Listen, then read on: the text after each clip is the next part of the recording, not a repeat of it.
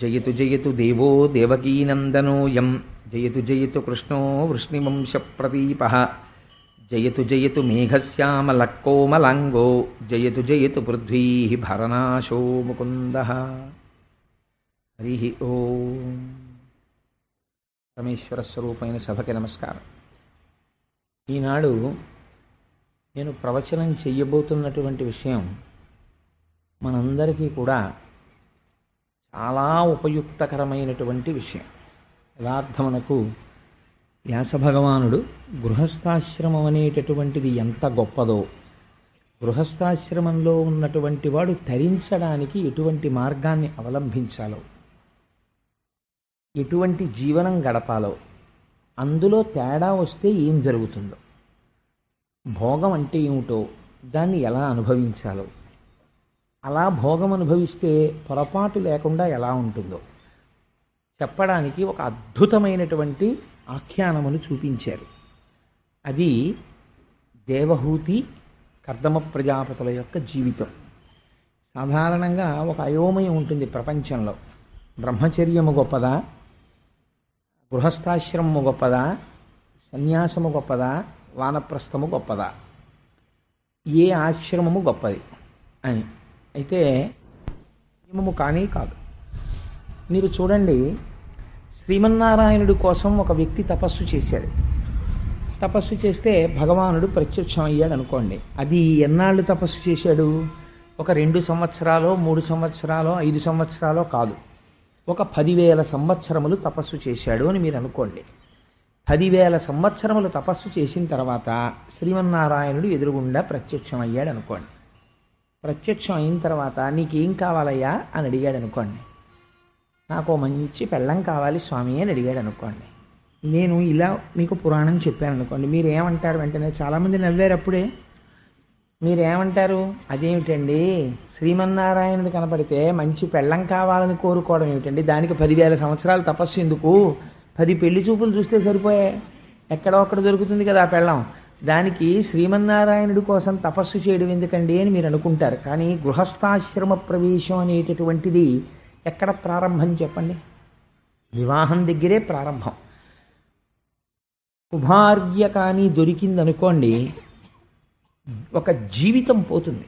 భార్య సరి అయినటువంటిది దొరకకపోతే, తనని అనువర్తించేటటువంటి భార్య జీవితంలో కానీ దొరకకపోతే, ఆ వ్యక్తి యొక్క జీవితం ఒక జన్మ నశించిపోతుంది, పాడైపోతుంది. అందుకే కుపుత్రేణ వయోనష్టం జన్మనష్టం కుభార్యయ కుభోజనేన దివస కుమిత్రేణ సుఖం కుతః. మిత్రుణ్ణి సరైన వాడిని పెట్టుకోలేదనుకోండి, కనబడ్డ ప్రతివాడితో మీరు స్నేహం చేసేసారనుకోండి, జీవితంలో సుఖం అన్నది ఉండదు, వాడు పాడు చేసేస్తాడు. అందుకని 4ంటికి వ్యాసుడు 4ంటిని నిరూపించాడు దేవీ భాగవతంలో. స్వయం అయినటువంటి మహానుభావుడు చతుర్ముఖ బ్రహ్మగారు కొంతమంది ప్రజాపతులను సృష్టి చేశాడు. అటువంటి ప్రజాపతులలో కర్దమ ప్రజాపతి ఒకరు. ఆయన మహాయోగి పుంగవుడు. అటువంటి కర్దమ ప్రజాపతిని సృష్టి చేసిన తర్వాత బ్రహ్మగారు పిలిచి ఒక మాట చెప్పారు. నాయన, నువ్వు ప్రజోత్పత్తిని చెయ్యాలి, నువ్వు ఇంకా సృష్టి కార్యాన్ని నిర్వహించాలి. ఒక నీకు అనురూపయ్యి నీతో పాటు శీలము సరిపోయేటటువంటి ఒక భార్యని స్వీకరించి సంతానమును కను. ఇది నా కోరిక. ఇది బాహ్యమునందు కర్దమ ప్రజాపతి యొక్క జీవితం. మీరు ఒకసారి దీన్ని అన్వయం చేసుకోండి. ఈ మాట మన తల్లిదండ్రులు కూడా అంటారు. మన తల్లిదండ్రులు వివాహం చేసుకున్నది దేని కొరకు? గృహస్థాశ్రమంలో ప్రవేశించిన తరువాత బిడ్డల్ని కనడం కొరకు. బిడ్డల్ని కన్న తర్వాత వాళ్ళు ఏం కోరుకుంటారు? అమ్మయ్య, నేను బిడ్డల్ని కనేసాను, ఇంకా వీడు గాలికి ధూళికి పోతే గొడవ వదిలిపోయిందని అనుకోడు. ఒక కర్తవ్యం ఉంటుంది. ఏమిటా కర్తవ్యం అంటే, మళ్ళీ తన కొడుకుని కూడా ఒక యోగ్యమైనటువంటి స్త్రీని చూసి కోడలుగా తెచ్చుకుని ఆ కొడుక్కి ఒక పిల్లనిచ్చి వివాహం చేస్తాడు. ఆయన్ని కూడా గృహస్థాశ్రమంలో ప్రవేశపెడతారు. ఆయన్ని ఎందుకు గృహస్థాశ్రమంలో ప్రవేశపెడతారు అంటే, తను ఎలా బిడ్డల్ని కన్నాడో అలా తన కుమారుడు కూడా బిడ్డల్ని కనాలి. మనకి ఎందుచేత అంటే, జన్మచేత 3 రుణములు ఉంటాయి. నేనేం ప్రోనోటు రాయలేదండి, నేనేమి ఇప్పుడు అప్పు తేలేదు, నాకెక్కడ ఉంటుందండి అప్పు అని అడగడానికి వీలు లేదు. అందులో ప్రధానమైనటువంటి రుణం ఏమిటంటే పితృ రుణం. ఆ పితృ రుణం అంటే తండ్రి గారు నన్ను కన్నారు, నేను పుట్టగానే నా తండ్రి గారికి రుణపడతాను. ఆ రుణం ఎలా తీరుతుంది అంటే నేను కూడా కొంతమంది బిడ్డల్ని కనాలి. ఆ బిడ్డల్ని కంటే నేను నా రుణం నుంచి విముక్తుడనవుతాను. అంచేత మనుష్యుడికి అది ప్రధానమైనటువంటి ధర్మములలో ఒకటి. అందుకని గృహస్థాశ్రమ స్వీకారం చేస్తాడు. కర్దమ ప్రజాపతితో చతుర్ముఖ బ్రహ్మగారు ఈ మాట చెప్పారు, నువ్వు కూడా వివాహం చేసుకుని సంతానోత్పత్తిని చేయవలెను అని చెప్పారు. చెబితే ఆయన ఏం చేశాడంటే, ఆయన మహాయోగి పుంగవుడు, గొప్ప జ్ఞాని, గొప్ప తపశ్శక్తి సంపన్నుడు ప్రజాపతి. తండ్రి మాట పాటించాలి అని అనుకున్నాడు. ఇప్పుడు ఆయన ఏం చేశాడు, శ్రీమన్నారాయణుడి గురించి సరస్వతీ నదీ తీరంలో కూర్చొని 10,000 సంవత్సరములు తపస్సు చేశాడు. 10,000 సంవత్సరములు తపస్సు చేస్తే స్వామి ఎదురుగుండా ప్రత్యక్షమయ్యారు. ఇప్పుడు మీరు కొంచెం జాగ్రత్తగా గమనించాలి. ఈ కథలో అసలు మొట్టమొదటి మలుపే ఆశ్చర్యంగా ఉంటుంది. భగవంతుడు కనపడగానే భక్తుడి కందుల వెంట ఆనంద భాష్పాలు కారతాయా, భక్తుణ్ణి చూడగానే భగవంతుడి యొక్క కన్నుల వెంట ఆనంద భాష్పాలు కారతాయా?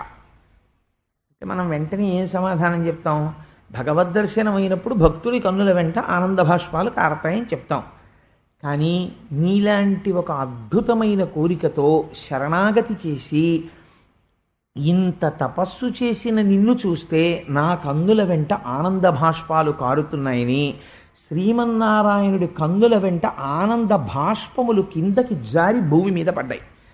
అది ఎంత చిత్రమైన సంఘటన అంటే, ముందటగాంచనంత బుధముఖ్యుడు విష్ణుడు కర్దమున్ దయానందమెలర్పచూడ నయనంబుల రాలిన భాష్పముల్ ధరన్ బిందువులై వెసందొరగి పేర్చి సరస్వతి చుట్టి పారుటన్ బింది సరోవరంబనడి పేరదనర్చిన పుణ్యతీర్థమున్.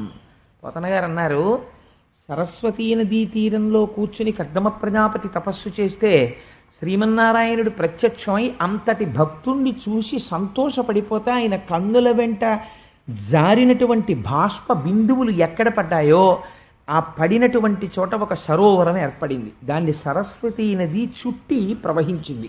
ఈ సరోవరాన్ని బిందు సరోవరము అని పిలిచారు. ఎందుకంటే అంత ఆనందం? నిన్నటి రోజున ధ్రువుణ్ణి చూశాడే, ఎందరో భక్తుల్ని చూశాడే పరమాత్మ. కర్దమ ప్రజాపతిని చూస్తే ఎందుకు ఇంత సంతోషపడిపోయినట్టు? ఎందుకు కన్నుల వెంట ఇలా నీరు కారినట్టు? ఎందుకు అంత ఆనందపడిపోయినట్టు? దానికి హేతు ఏదో ఉండాలి కదా. ఆ హేతువు మనకు ఎలా తెలుస్తుంది? కర్దమ ప్రజాపతి మాట్లాడితే తెలుస్తుంది. అందుకని కర్దమ ప్రజాపతి ఇప్పుడు మాట్లాడుతున్నాడు. ఆయన అన్నాడు, ఈశ్వర, నువ్వు కాలస్వరూపుడవై ఉంటావు. కాలము అనుల్లంఘనీయము, అది ఎవ్వరి చేత ఆపబడదు. అయ్యయ్యో పరిగెత్తకు అలా ఆగొక్కసారి, ఎవ్వరి మాట వినదు. దానికి రాగద్వేషాలు లేవు, దానికి నాన్నవాళ్ళు లేరు, దానికి శత్రువులు లేరు. అది అలా ప్రవహించి వెళ్ళిపోతుంటుంది. ఆ వెళ్ళిపోతున్నటువంటి కాలములో జీవులు వస్తూ ఉంటారు, జీవులు వెళ్ళిపోతూ ఉంటారు. అయ్యో వీళ్ళు వచ్చారని ఆగదు. అయ్యో ఒక మహాత్ముడు వెళ్ళిపోతున్నాడు, నేను ముందుకెడితే ఈ నిమిషంలోని ఆగదు. దానికి సంతోషం ఉండదు, దానికి దుఃఖం ఉండదు, అది నడిచి వెళ్ళిపోతుంటుంది. ఇలా వెళ్ళిపోతున్నటువంటి కాలమునందు అల్పమైనటువంటి భోగముల యందు తాదాత్మ్యత చెందకుండా నిన్ను చేరాలి. ఈ కాలం ఎవరి స్వరూపము? నీ స్వరూపమే. నీ స్వరూపమైనటువంటి కాలములో నిన్ను అనుష్ఠించి నిన్ను చేరుకోవాలి. నిన్ను చేరుకోవడానికి అపారమైన భక్తి ఉండాలి.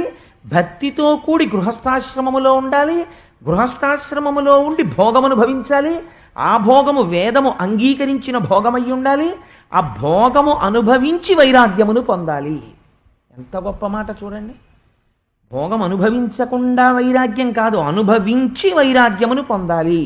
ఈ మాట దగ్గరేనండి పెద్ద తేడా ఒకటి ఉంది. మీరు చాలా జాగ్రత్తగా గమనిస్తే ఆయన అన్నాడు, వేదము ఎటువంటిది అంటే ఒక పొగరబోతు ఎద్దుకి ముక్కుతాడు వేసి నడిపితే ఎలా నడుపుతుందో అలా నడపగలిగినది వేదము అన్నాడు కర్దమ ప్రజాపతి. ఏమిటి ఈ మాటకు అర్థం మీరు ఆలోచించండి. అంటే మనం చేసేటటువంటి ఒకే ఒక పెద్ద తేడా ఒకటి ఉంది. ఒక విపరీతంగా వాహనములు తిరిగేటటువంటి ఒక రహదారి మీద అయ్యో వీడు దీని మీద నడిస్తే ప్రమాదం వచ్చేస్తుందని పెద్దలు ఏం చేస్తారంటే ఆ రోడ్డుకి కొంచెం ఎత్తుగా ఒక గట్టు కట్టి దీని మీద పాదములతో నడిచేటటువంటి వాడు, వాహనం మీద వెళ్ళని వాడు దీని మీద నడవండి అని ఒక నిర్దేశం చేశారు, ఒక ఫుట్పాత్ అని. మీరు ఫుట్పాత్ ఎక్కకుండా రోడ్డు మీద నడుస్తున్నారు అనుకోండి, ప్రమాదం జరిగి తీరుతుంది. కాబట్టి రోడ్డు మీద ఉండాలి, మీరు వెళ్ళాలి, కానీ ఫుట్పాత్ మీదే నడవాలి. అలా మీరు సంసారములో ఉండాలి, సంసారమునందు ప్రవేశించి తీరాలి గృహస్థాశ్రమంలోకి. వేదము ఏ భోగం అంగీకరించిందో భోగమును అనుభవించాలి. భోగం అనుభవించకూడదు అంటే మీరు గృహస్థాశ్రమంలోకి ప్రవేశించేటప్పుడు నేను ఇక్కడ చెప్తున్నటువంటి విషయాన్ని మీరు ఒక పవిత్రమైన ఉద్దేశంతో గ్రహించే ప్రయత్నం చేయండి. లేకపోతే భాగవతం యొక్క తాత్పర్యమే అర్ధరహితం అయిపోతుంది. మనం వివాహం చేసుకునేటప్పుడు ఒక స్త్రీని చేపడుతున్నాను, నేను ఒక స్త్రీని చేపట్టాను. ఒక స్త్రీ అయితే ఒక పురుషుణ్ణి చేపడుతుంది. ఆయన ఒక మాట చెప్తున్నాడు. ఏమంటున్నాడు? అల్లాటప్పాగా చేతకాని వాడై నా ఆడపిల్లని ఎలాగో అలా ఒక మొగాడికి ఇచ్చి పంపించేద్దామని మన సనాతన ధర్మమునందు పంపరు. చాలా మహోత్కృష్టం ఏమిటో తెలుసా అండి? ఆడపిల్లనివ్వడం. ఇచ్చేటప్పుడు చతుర్థీ విభక్తి వేడు తండ్రి. నమః చెప్పి నీకు ఇచ్చేస్తున్నానని ఇవ్వడు. తండ్రికి అధికారం ఉంటుంది. అందుకే కూతురు యొక్క సత్ప్రవర్తన చేత తండ్రి కూడా తరించిపోతాడు. లేకపోతే సీతమ్మ తల్లి యొక్క సౌశీల్యము చేత జనక మహారాజు గారి భార్య ఎలా తరిస్తారు? దానం ఇచ్చేస్తే దశరథ మహారాజు గారును ఆయన భార్యలు తరించాలి. మరి జనక మహారాజు గారు భార్య ఎలా తరించారు అంటే, మగపిల్లవాడు సత్ప్రవర్తన కలిగినటువంటి వాడై గయాక్షేత్రానికి వెళ్ళి తద్దినం పెడితే ఈయన తరిస్తాడు. ఆడపిల్ల ఆయన ఒక్క వేపే తరింపచేస్తాడు. కొడుకుకున్న లక్షణం ఏమిటంటే తన తండ్రిని మాత్రమే తరింపచేస్తాడు. తన మామగారిని పురుషుడు తరింప చేయలేడు. నేను చేసిన ధర్మం, నేను చేసిన పుణ్యం ఏమైనా ఉంటే నా తండ్రి గారిని తరింప చేయొచ్చు, నా తాతగారిని తరింప చేయొచ్చు, నా మామగారి తండ్రి గారినో ఎవరినో తరింప చెయ్యదు. అదొక పెద్ద లిమిటేషన్ ధర్మంలో. కానీ ఒక ఆడపిల్లకున్న గొప్పతనం ఏమిటో తెలుసా అండి? ఉభయ వంశాల్ని తరింపచేస్తుంది. ఇది మగవాడు చెయ్యలేడు. ఆడపిల్ల ఇక్కడ పుడుతుంది, కన్యాదానం చేసి పంపిస్తాం. పంపించిన తర్వాత వేరొక ఇంటికి కోడలవుతుంది. వేరొక ఇంటికి కోడలై నా కుమార్తె యొక్క సౌశీల్యము చేత, దాని నడువడి చేత అటు అత్తవారి వంశాన్ని ఉద్ధరిస్తుంది, ఇటు నన్ను ఉద్ధరిస్తుంది. ఇద్దరిని ఉద్ధరించగలిగినది ఆడపిల్ల మాత్రమే. మగపిల్లవాడు అలా ఉద్ధరించలేడు. అటువంటి ఆడపిల్లని చేతావాత కాకుండా దొరికాడు కదా అని ఇవ్వరు. మామగారు ఇచ్చేటప్పుడు కన్యాదాత కొన్ని ప్రమాణములను అడుగుతాడు. వీటిని అతిక్రమించకుండా ఉండగలవా అడుగుతాడు. ధర్మేచ, నీవు ధర్మము చేసేటప్పుడు ఈవిడని ఉపకరణముగా తీసుకోగలవా? దేనికిస్తున్నానో తెలుసా? మీ ఇద్దరూ కలిసి ధర్మపథమునందు చిరించి నీ చేతి, నువ్వు నా కుమార్తె యొక్క చేతిని పట్టుకుంటావు. పాణిగ్రహణం అంటారు. అందుకే అరచేతిని అరచేతితో వేళ్ళు కూడా బాగా తగిలేటట్టు రాసి పట్టుకుంటే కొడుకులు కూతుళ్ళు పుడతారు. ఒక్క వేళ్ళు మాత్రమే తగిలితే ఆడ సంతానం పుడుతుంది. అరచెయ్యి ఒక్కటే తగిలి మంత్రం చెప్తున్నప్పుడు వేళ్ళు తగలకపోతే కొడుకులు మాత్రమే పుడతారు. పాణిగ్రహణ మంత్రానికి అంత రహస్యం ఉంది. నేను అరచేతిని అరచేతితో వేళ్ళకి బాగా తగిలేటట్టు రాసి పట్టుకోవాలి, మొహమాటం లేకుండా పాణిగ్రహణం చేసేటప్పుడు. అయితే అవన్నీ ఉన్నాయా అండి అంటే, మీరు ఎప్పుడైనా వివాహ విధి వింటే ఆశ్చర్యపోతారు. ఎప్పుడైనా మా బావగారు అచ్చయ్య శాస్త్రి గారు అమ్మాయి వివాహం జరిగినప్పుడు వాళ్ళ అమ్మాయి వివాహానికి వివాహ విధి గురించి ఉపన్యాసం చెప్తానని మాట ఇచ్చాను మా బావగారికి. సరే, అందుచేత ఎందుకు ఈ మాట చెప్పానంటే, మనకి ప్రతి దాంట్లో ఒక ధర్మం ఉంటుంది, ఒక పవిత్రత ఉంటుంది మనం చేసే పనిలో. తప్ప ఏదో వేలంబరం కింద చెయ్యరు. ధర్మేచ, నీకు ఈవిడ ధర్మపత్ని. అర్ధేచ, అర్థమునందు ఈవిండి నువ్వు దాటకుండా ఉండాలి. ఏమిటి అర్థం అంటే? అర్థం అంటే డబ్బులు కావండి. అర్థం అంటే ఏమిటో తెలుసా? హృదయక్షేత్రము నుండి పురుషుడి యొక్క తేజస్సు కదులుతుంది. హృదయక్షేత్రము నుండి కదిలినటువంటి తేజస్సుని ఎక్కడా నిక్షేపించడానికి వీల్లేదు. కేవలము తన ధర్మపత్ని యందు మాత్రమే నిక్షేపించాలి. అది ఏ ధర్మబద్ధమైన కామము. దాని వలన కలిగే అర్థమేది? మళ్ళీ తానే ఆమె కడుపు నుంచి కొడుకుగా వస్తాడు. అందుకని ఇప్పుడు ఏమైంది? ధర్మ అర్థ కామముల యందు ఈ క్షేత్రమును నువ్వు అతిక్రమించనని మాటి నేను ఈ అమ్మాయిని నువ్వు ఉద్ధరింపబడడానికి నీకు ఇస్తాను. పిచ్చి పిచ్చిగా ప్రవర్తిస్తే తీసుకుపోతాను మళ్ళీ అని చెప్తాడు తండ్రి. అంటే ఆ మాట అనకూడదు కాబట్టి అనడంతే. అంటే దాని అర్థం అదే, నువ్వు ఇలా ఉంటే ఉంటుంది నీతోనే, అలా ఉండాలి.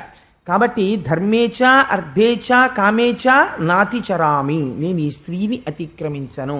ఇప్పుడు భారతీయ సాంప్రదాయంలో భార్య దేని కొరకు అంటే ముందు తాను ధర్మమునందు నడచుట కొరకు ధర్మపత్ని అయి తాను నడవాలి, ఆవిడ నడవాలి, ఇద్దరూ కలిసి నడవాలి. నడిచి ఏం చెయ్యాలి? ఆయన ఈవిడ్ని ఉద్ధరించాలి, ఈవిడ ఆయన్ని ఉద్ధరించాలి. ఇద్దరూ ఒకరినొకరు ఉద్ధరించుకుంటూ నడవాలి. అలా నడవడానికి సంసారం. ఇప్పుడు మీరు ఈ నడవడంలో ఒక గమ్మత్తుంది. శత్రువులు ఎవరు? ఇంద్రియములే. ఈ ఇంద్రియములకి సుఖం ఏమిటో తెలియచెప్పలేదనుకోండి, మీరు దీనికి ఏదో రుచి, ఇప్పుడు మిగిలినటువంటి తుచ్చమైన విషయముల గురించి పోని పక్కన పెట్టండి. ఒక రుచికరమైన ఆహారమును తినడం మీద రసేంద్రియములకు మక్కువ ఉంది. ఏదో ఈ కూర తిందాం, ఈ పులుసు తిందాం, వంకాయ పచ్చి పులుసుగా తిందాం, వంకాయ పెరుగు పచ్చడిగా తిందాం, ఎన్ని కోరికలు. అదే వంకాయ. ఇన్ని కోరికలు ఉన్నాయి. కానీ అప్పుడు ఎలా తీరుతుంది? సంసారమునందుండి అందులో ఏమాత్రమూ తప్పు లేదు. నువ్వు తినవచ్చు, భోగం అనుభవించవచ్చు. వంకాయ తినద్దని వేదం ఏం చెప్పలేదు నీకు, తినచ్చు. కానీ వైరాగ్యం అంటే ఏమిటో తెలుసా అండి? చాలామంది ఒక పొరపాటు పడుతుంటారు. వైరాగ్యం తనంత తాను కదిలి వచ్చే వస్తువు కాదు. వైరాగ్యం ఎలా వస్తుందో తెలుసా? మీరు లోపల ఒక పరిశీలన చేస్తుంటే వైరాగ్యం వస్తుంది. ఆ పరిశీలనమేమి అంటే ప్రతి క్షణం జరుగుతూ ఉండాలి. ఉదాహరణ ఒక్కటి చెప్తాను మీకు. నాకు ఏదో ఒక అరటికాయ బజ్జీ అంటే చాలా ఇష్టం అనుకోండి. నాకు ఒక భార్య ఉంది కదా, దాని పని ఏమిటి? ఈ శరీరాన్ని పోషిస్తూ ఉంటుంది. అందుకని చాలా చక్కగా అరటికాయ బజ్జీలు వేసి ఓ పచ్చడి చేసి నాకు పళ్ళెంతో తెచ్చిపెట్టింది అనుకోండి. తినేసి ఇంకో పళ్ళెం ఇంకా చేశాను తినండి అని ఇంకా పళ్ళెంలో పోసింది అనుకోండి. నీ మొహం ఇచ్చా ఇంకా తినలేనని పక్కన పారేసి వెళ్ళిపోవడం కాదు. అలా అయితే మీకు ఎప్పటికీ వైరాగ్యం రాదు. బోధలలోంచి వాటిల్లోంచి వైరాగ్యం వస్తుందని మీరు అనుకుంటే పొరపాటు. అంటే అలా వచ్చే వైరాగ్యం చాలా లిమిటెడ్, కొద్దిగా వస్తుంది. వైరాగ్యం ఎక్కడి నుంచి వస్తుందో తెలుసా అండి? Through introspection, through self check. మిమ్మల్ని మీరు పరిశీలించుకోవడంలో వస్తుంది. ఇప్పుడు మీరు ఆది ఒక ప్రశ్న వెయ్యాలి.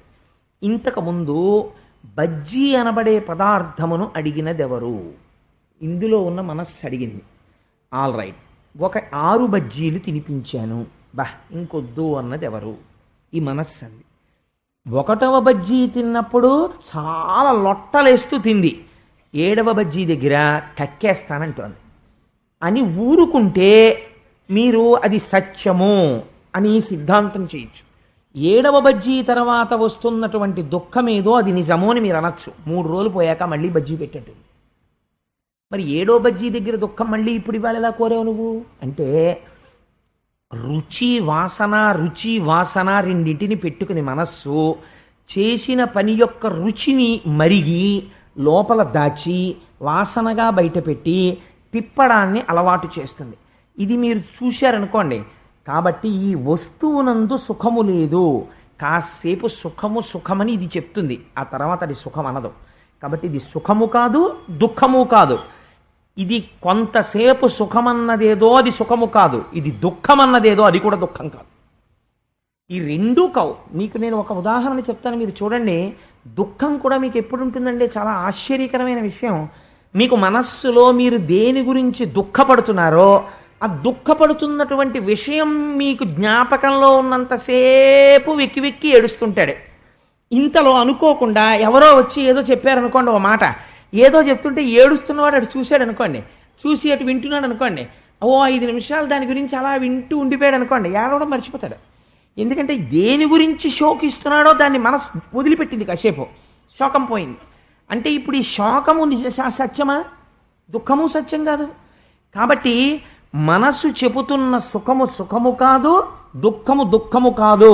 కాబట్టి ఈ సుఖ దుఃఖములు రెండూ కూడా మనసు చేత సృష్టింపబడిన ద్వంద్వములు. దీనికి అతీతముగా ఏదో ఉంది, దానికి దుఃఖము యొక్క భాష అంటదు. అది నిజమైన ఆనందం. ఆ ఆనందం ఇది ఎంత చూసినా ఎంత అనుభవించినా అది ఎప్పుడూ సుఖముగా ఉండే వస్తువు ఒకటి ఉన్నది అని మన వేదము చెప్తున్నది. అది ఏది అని మీరు వెతకడానికి దీన్ని వదిలిపెట్టడం మొదలెట్టారనుకోండి, అది వైరాగ్యం.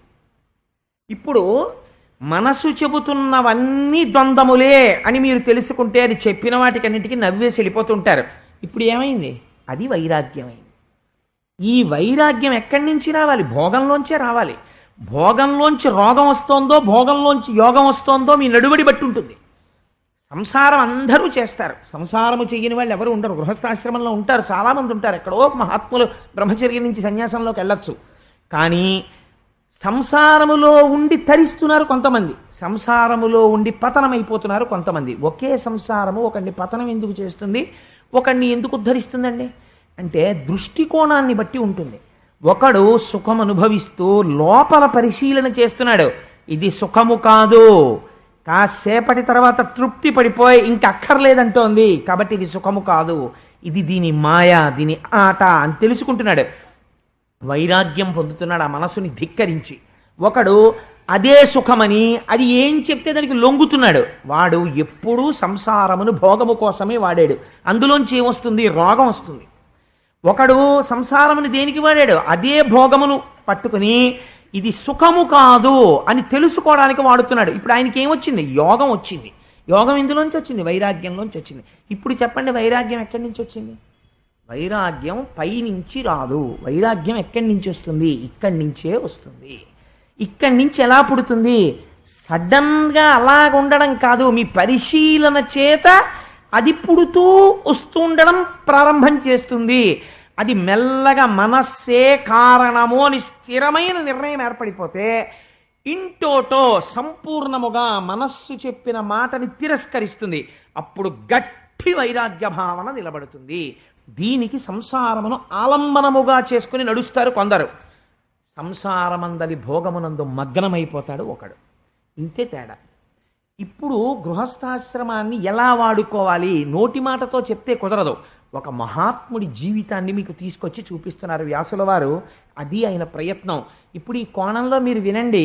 అందుకే భాగవతంలో ఒక్కొక్క ఘట్టం వింటుంటే ఏదో ఒక ఫలితము మనస్సుకి అంది తీరుతుంది. ఏమా ఫలితము? ఇప్పుడు మీరు ఏ స్థాయిలో ఉన్నవారికి ఆ స్థాయిలో అనుభవిస్తారు. చూడండి ఎంత గొప్పగా మాట్లాడతారో. కర్దమ ప్రజాపతిని చూసి శ్రీమన్నారాయణుడు కన్నుల వెంట నీరు కార్చుట ఏమి, ఆనంద భాష్పములు రాలుట ఏమి? ఆనందము దుఃఖము అని రెండు లేని వాడికి ఆనంద భాష్పాలు రావడం ఏమిటి అంటే, ఈయన కోరబోతున్న కోరిక ఏమిటో ఆయనకి తెలుసు. ఆయన భార్యను అడగబోతున్నాడు. భార్య కోసం తపస్సు చేసిన వాడు ఎవడున్నాడు ప్రపంచంలో 10,000 సంవత్సరాలు? అంటే గృహస్థాశ్రమంలో తరించడానికి ఏది మార్గమో లోకులకు చెప్పి గృహస్థాశ్రమము యొక్క వైశిష్ట్యమును ఆవిష్కరించగలిగిన ఒక మహాపురుషుడు ఇవాళ నా గురించి తపస్సు చేశాడు. వేదము చెప్పడం కాదు, ఇవాళ నిరూపిస్తున్న ఒక మహాత్ముడు నా ఎదుట నిలబడ్డాడు. ఒక భార్య యొక్క గొప్పతనాన్ని చెప్పగలిగిన వాడు నిలబడుతున్నాడు. ఇది ఆయన ఆనందం. కన్నుల వెంట నీరు కారింది శ్రీమన్నారాయణుడికి, ఆనంద భాష్పాలు పడ్డాయి. అది బిందు సరోవరమైనది. ఎంత ఉత్కృష్టమైన స్థితి చూడండి మీరు అసలు అందులోనే. అందుకని ఇటువంటి స్థితి కలిగినటువంటి కర్దమ ప్రజాపతిని శ్రీమన్నారాయణుడు అడిగారు, నాయన నువ్వు ఏ కోరికతో ఇంత తపస్సు చేశావు అని అడిగారు. ఆయన అన్నాడు, నేను చతుర్ముఖ బ్రహ్మ చేత సృష్టించబడ్డాను. చతుర్ముఖ బ్రహ్మ నాకు ఒక కర్తవ్యోపదేశం చేశారు. నువ్వు ప్రజోత్పత్తిని చెయ్యి, నువ్వు సంతానమును కను అని చెప్పారు. నన్ను కన్న తండ్రి ఆయన మాట పాటించడం నా ప్రథమ కర్తవ్యం. అందుచేత ఇప్పుడు నేను ఆయన మాట పాటించాలి. మాట పాటించాలంటే, ప్రజోత్పత్తిని చెయ్యాలంటే నాకు సౌశీల్య అయిన భార్య కావాలి అన్నాడు. ఎంత గొప్ప మాట అన్నాడో చూడండి. ఎందుచేతంటే చిత్రంగా ఉంటుంది. రామకృష్ణ పరమహంస వివాహం చేసుకుని కూడా శారదాదేవిని ఎప్పుడూ తీసుకెళ్ళకపోతే శారదాదేవి దగ్గరికి వచ్చి కొంతమంది చెప్తూ ఉండేవారు, నీ భర్త పిచ్చివాడు అయిపోయాడు, తిరుగుతున్నాడని. పాపం ఆవిడికి భర్త గారిని చూసుకోవాలని కోరిక పుట్టింది. ఒకసారి కలకత్తా వెడతానంటే తండ్రి గారు అర్థం చేసుకుని తీసుకెళ్లారు. తీసుకెళ్తే సరే మధ్యలో అనేక ఘట్టాలు జరిగాయి అనుకోండి. రామకృష్ణ పరమహంస దగ్గరికి చేరుకున్న తర్వాత మొట్టమొదటి రాత్రి రామకృష్ణ పరమహంస శారదాదేవిని పిలిచి అన్నారు, చూడు నేను నిన్ను వివాహం చేసుకున్నాను, పరమ యథార్థం, నువ్వు నాకు భార్యవి, నేను నీకు భర్తని. భార్యాభర్తల సంబంధము చేత కేవల భోగములను అనుభవించి డొల్లయైన సంసారమునందు ప్రవేశించి నీవు పతనమై నేను పతనమై ఉండిపోదామంటే నాకు అభ్యంతరము లేదు, తాళి కట్టాను కాబట్టి లేదు. నీవు నాకు భార్యవై నేను నీకు భర్తనై సంసారమనగా కేవలము బిడ్డలని కనడము కాదు, కామోపభోగము కాదు, ఈశ్వర పాదములు పట్టి తరించడంలో నువ్వు నాకు నేను నీకు ఆలంబనంగా నిలబడదామంటే మాట ఇయ్యగలవా అని అడిగారు. అంటే శారదామాత అంది, ఇలాంటి సంసారాలు ఎన్ని జన్మలు చేశానో తరించిపోవడానికే మన ఇద్దరం దంపతులుగా మిగిలిపోదాం. అంతే, ఇద్దరు తరించిపోయారు. ఇప్పుడు భార్య సౌశీల్య కాలేదనుకోండి. అందుకే కోడల్ని తేవడానికి, భార్యని తేవడానికి కొడుక్కి అధికారం ఎవరిది అంటే, ఆ అధికారం ఎవరిదో తెలుసా అండి? కేవలము తండ్రిదే. ఎందుచేత తన తేజస్సు బయట నడుస్తోంది కొడుకుగా. ఆయనకి ఎటువంటి భార్య అయితే ఆయన తరించగలడో, తండ్రి గుర్తుపట్టగలడో, అందుకని తండ్రి వెతికి తీసుకురావాలి కోడల్ని. కాబట్టి ఇప్పుడు ఎవరు ఆయనకి తండ్రి? శ్రీమన్నారాయణుడే తండ్రి. బ్రహ్మకి శ్రీమన్నారాయణుడికి అభేదం మీరు వింటున్నారు కదా రోజు. అందుకని ఇప్పుడు తండ్రి నిర్ణయించాలి. ఇది ఎంత లౌకికమైనటువంటి ధర్మాన్ని ఆవిష్కరిస్తున్నాడో చూడండి. తను వెతుక్కోలేక చేతకానివాడై కాదు, తను తరించడానికి గృహస్థాశ్రమంలో తన తండ్రి చెప్పాలి తనకి అనుకూలవతి అయిన ఇల్లాలెవరో. ఇటువంటి వాడిని చూసి ఆనంద భాష్పాలు రాల్చాడు. నాన్నగారు మీరు చెప్పిన పుస్తకాలు చదువుకున్నాను, మీరు చెప్పిన కోర్సు చదివాను, మీరు చెప్పిన ఉద్యోగం చేశాను, నా మనస్సు నాది, మీరు చెప్పిన పిల్ల నేనెందుకు చేసుకుంటానన్నవాడు కొడుకు కాడు. అలా కొడుకు యొక్క సౌశీల్యాన్ని చూడగలిగిన వాడై ఉండాలి తండ్రి. ఈ అమ్మాయి అయితే నీకు కట్నం ఎక్కువ తీసుకొస్తుందిరా అన్నవాడు కాడు తండ్రి. ఇటువంటి పిల్లని చేసుకుంటే మన వంశం తరిస్తుందిరా అని చెప్పినవాడు తండ్రి. అందుచేత మహానుభావుడు రామాయణంలో అంటారు, ప్రియాతు సీత రామస్య దారాహ పితృకృత ఇతి. రామచంద్రమూర్తికి సీతమ్మ చాలా ఇష్టము. ఎందుచేత? మొదటి కారణమేది? దశరథ మహారాజు గారు తనకి భార్యగా నిర్ణయించారు. మా నాన్నగారికి తెలుసు నేను ఎవరి భార్యగా ఉండాలో, ఎవరు నాకు భార్యగా ఉండాలో. సీతమ్మని నిర్ణయించారు. అందుకని గౌరవము, తండ్రి యొక్క తీర్పు మీద గౌరవం. అలా ఇప్పుడు ఆయన ఎవరిని అడగాలి? తండ్రిని. నేను గృహస్థాశ్రమంలోకి వెళ్ళమని చిత్రముఖ బ్రహ్మగారు చెప్పారు, కానీ పిల్లని చెప్పలేదు.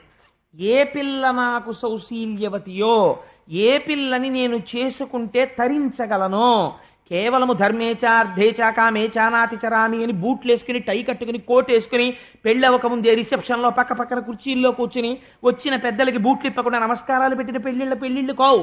ఇలా ఆలోచించిన పెళ్ళిళ్ళు. అందుకని ఆయన అన్నాడు, ఎవరిని నేను వివాహం చేసుకోవాలో నిన్ను అడుగుతున్నానయ్యా తండ్రి, నువ్వు నవ్వకు. ఏమిటయ్యా, కల్పవృక్షం లాంటి నేను ప్రత్యక్షమైతే మోక్షం అడగకుండా, వేరొకటి అడగకుండా భార్య కావాలని అడుగుతావేమిటంటావేమో తండ్రి. కాలమునందో భోగమే మనిషిని పాడు చేస్తుంది. ఆ భోగము పాడు చెయ్యకుండా నాతో కలిసి నడవగలిగినటువంటి సౌశీల్యవతి నాకు కావాలి. సంసార సంబంధమైనటువంటి భోగమును అనుభవించాలి, కానీ ఇద్దరం తరించగలగాలి.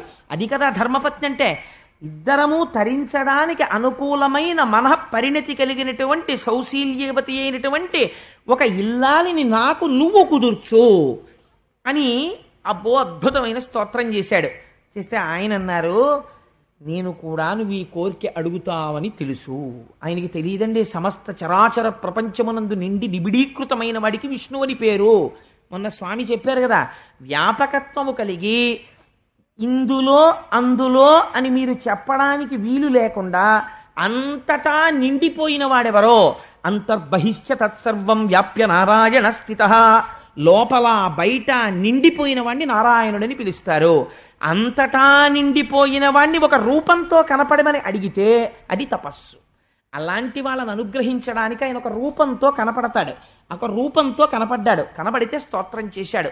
నల్ల కలువలా ఉన్నటువంటి నీ స్వరూపానికి నమస్కారం, నీ చేతిలో ఉన్నటువంటి శంఖచక్ర గదా పద్మములకు నమస్కారం, నీ పాద పద్మములకు నమస్కారం. తండ్రి, నువ్వు వేదము చేత స్తుతింపబడిన వాడివి, మాంసనేత్రము చేత చూడబడని వాడివి, అంతటా నిండి నిబిడీకృతమైన వాడివి, ఈ లోకములను హేళగా సృష్టించిన వాడివి, వీటిని నిలిపిన వాడివి, తుదకు నీలోనికి తీసుకునేటటువంటి వాడివి. అటువంటి వాడివి నాయందు అనుగ్రహించి నేను చూడడానికి వీలుగా ఒక రూపముతో దర్శనమిచ్చావు, నేను కృతజ్ఞుడను అని నమస్కరించాడంతే భావన. స్తోత్రం అంటే అదే ఉంటుందంటే దాని తీర్పు.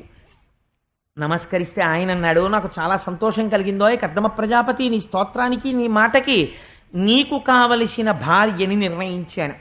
ఎల్లుండి ఇక్కడికి స్వయంభవ మనువు వస్తున్నాడు. స్వయంభవ మనువుకి 3 కుమార్తెలున్నారు. అకూతి, దేవహూతి, ప్రసూతి. ప్రసూతిని దక్ష ప్రజాపతికి ఇచ్చి వివాహం చేశారు. అందులో దేవహూతి అనబడేటటువంటి పిల్ల నీకు తగినటువంటి కన్య. ఆ దేవహూతిని రథం మీద కూర్చోపెట్టుకుని వస్తున్నాడు స్వయంభవమనువు. నిన్ను అడుగుతాడు, పిల్లనిస్తాను స్వీకరించమని. ఆ పిల్లని స్వీకరించు, మీరిద్దరూ గృహస్థాశ్రమంలో తరిస్తారు అని ఆశీర్వదించి స్వామి తనతో వచ్చినటువంటి గరుడ వాహనం మీద కూర్చుని గరుడ వాహనము యొక్క రెక్కల సవ్వడి వినపడుతుండగా వెళ్ళిపోయాట.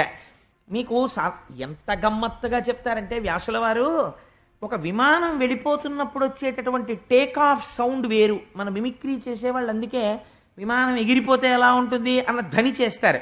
అది మనకి గమ్మత్తుగా ఉంటుంది. ఎప్పుడు మనం ఎక్కలేదు కాబట్టి లేకపోతే ఎక్కిన మహాత్ములు ఉండొచ్చు అనుకోండి, ఓహో విమానం వెళ్ళిపోతే అలా ఉంటుందా అని వింటుంటాం. కానీ గరుడ వాహనం వెళ్ళిపోతుందట, రెక్కలు అల్లారుస్తూ ఇలాగా వెళ్ళిపోతుంటే గరుడు రెక్కలు కదుపుతున్నప్పుడు వచ్చిన శబ్దం ఏమిటో తెలుసా అండి? ఒక రెక్కలోంచి ఋగ్వేదము, ఒక రెక్కలోంచి సామవేదము కర్దమ ప్రజాపతి విన్నట్ట. అంటే ఇప్పుడు గరుడ వాహనం అంటే ఒక పక్షి కాదు, వేదమే. వేదము చేత ప్రతిపాదింపబడిన బ్రహ్మమే శ్రీమన్నారాయణుడు. కాబట్టి అది పైకి స్థూలంగా దర్శనం ఇచ్చినప్పుడు గరుడ వాహనం మీద ఉంటాడు. ఆ గరుడ వాహనం వెళ్ళిపోతున్నప్పుడు రెక్కలు అల్లారిస్తే వచ్చే ధ్వని ఏమిటి? వేదధ్వని వచ్చింది. ఆ రుక్ సామ వేద మంత్రములను కర్దమ ప్రజాపతి విని పొంగిపోయేట. ఇటువంటి స్థితి ఎంతమందికి దక్కుతుంది చూడండి. ఇటువంటి స్థితిలో ఉన్న కర్దమ ప్రజాపతి నిర్మించుకున్నటువంటి ఆ ఆశ్రమ వాటిక ఎంత అందంగా ఉంటుందో చెప్తారు. అందు తమాల సాల వకుళార్జన నింబ కదంబ పాటలీ చందన నారికేళ ఘనసార శిరీష లవంగ లుంగ మాకంద చందన క్రిముక కాంచన బిల్వ కపిత్థ మల్లికాకుంద మధూక మంజుల నికుంజములందన రారి వెండియున్.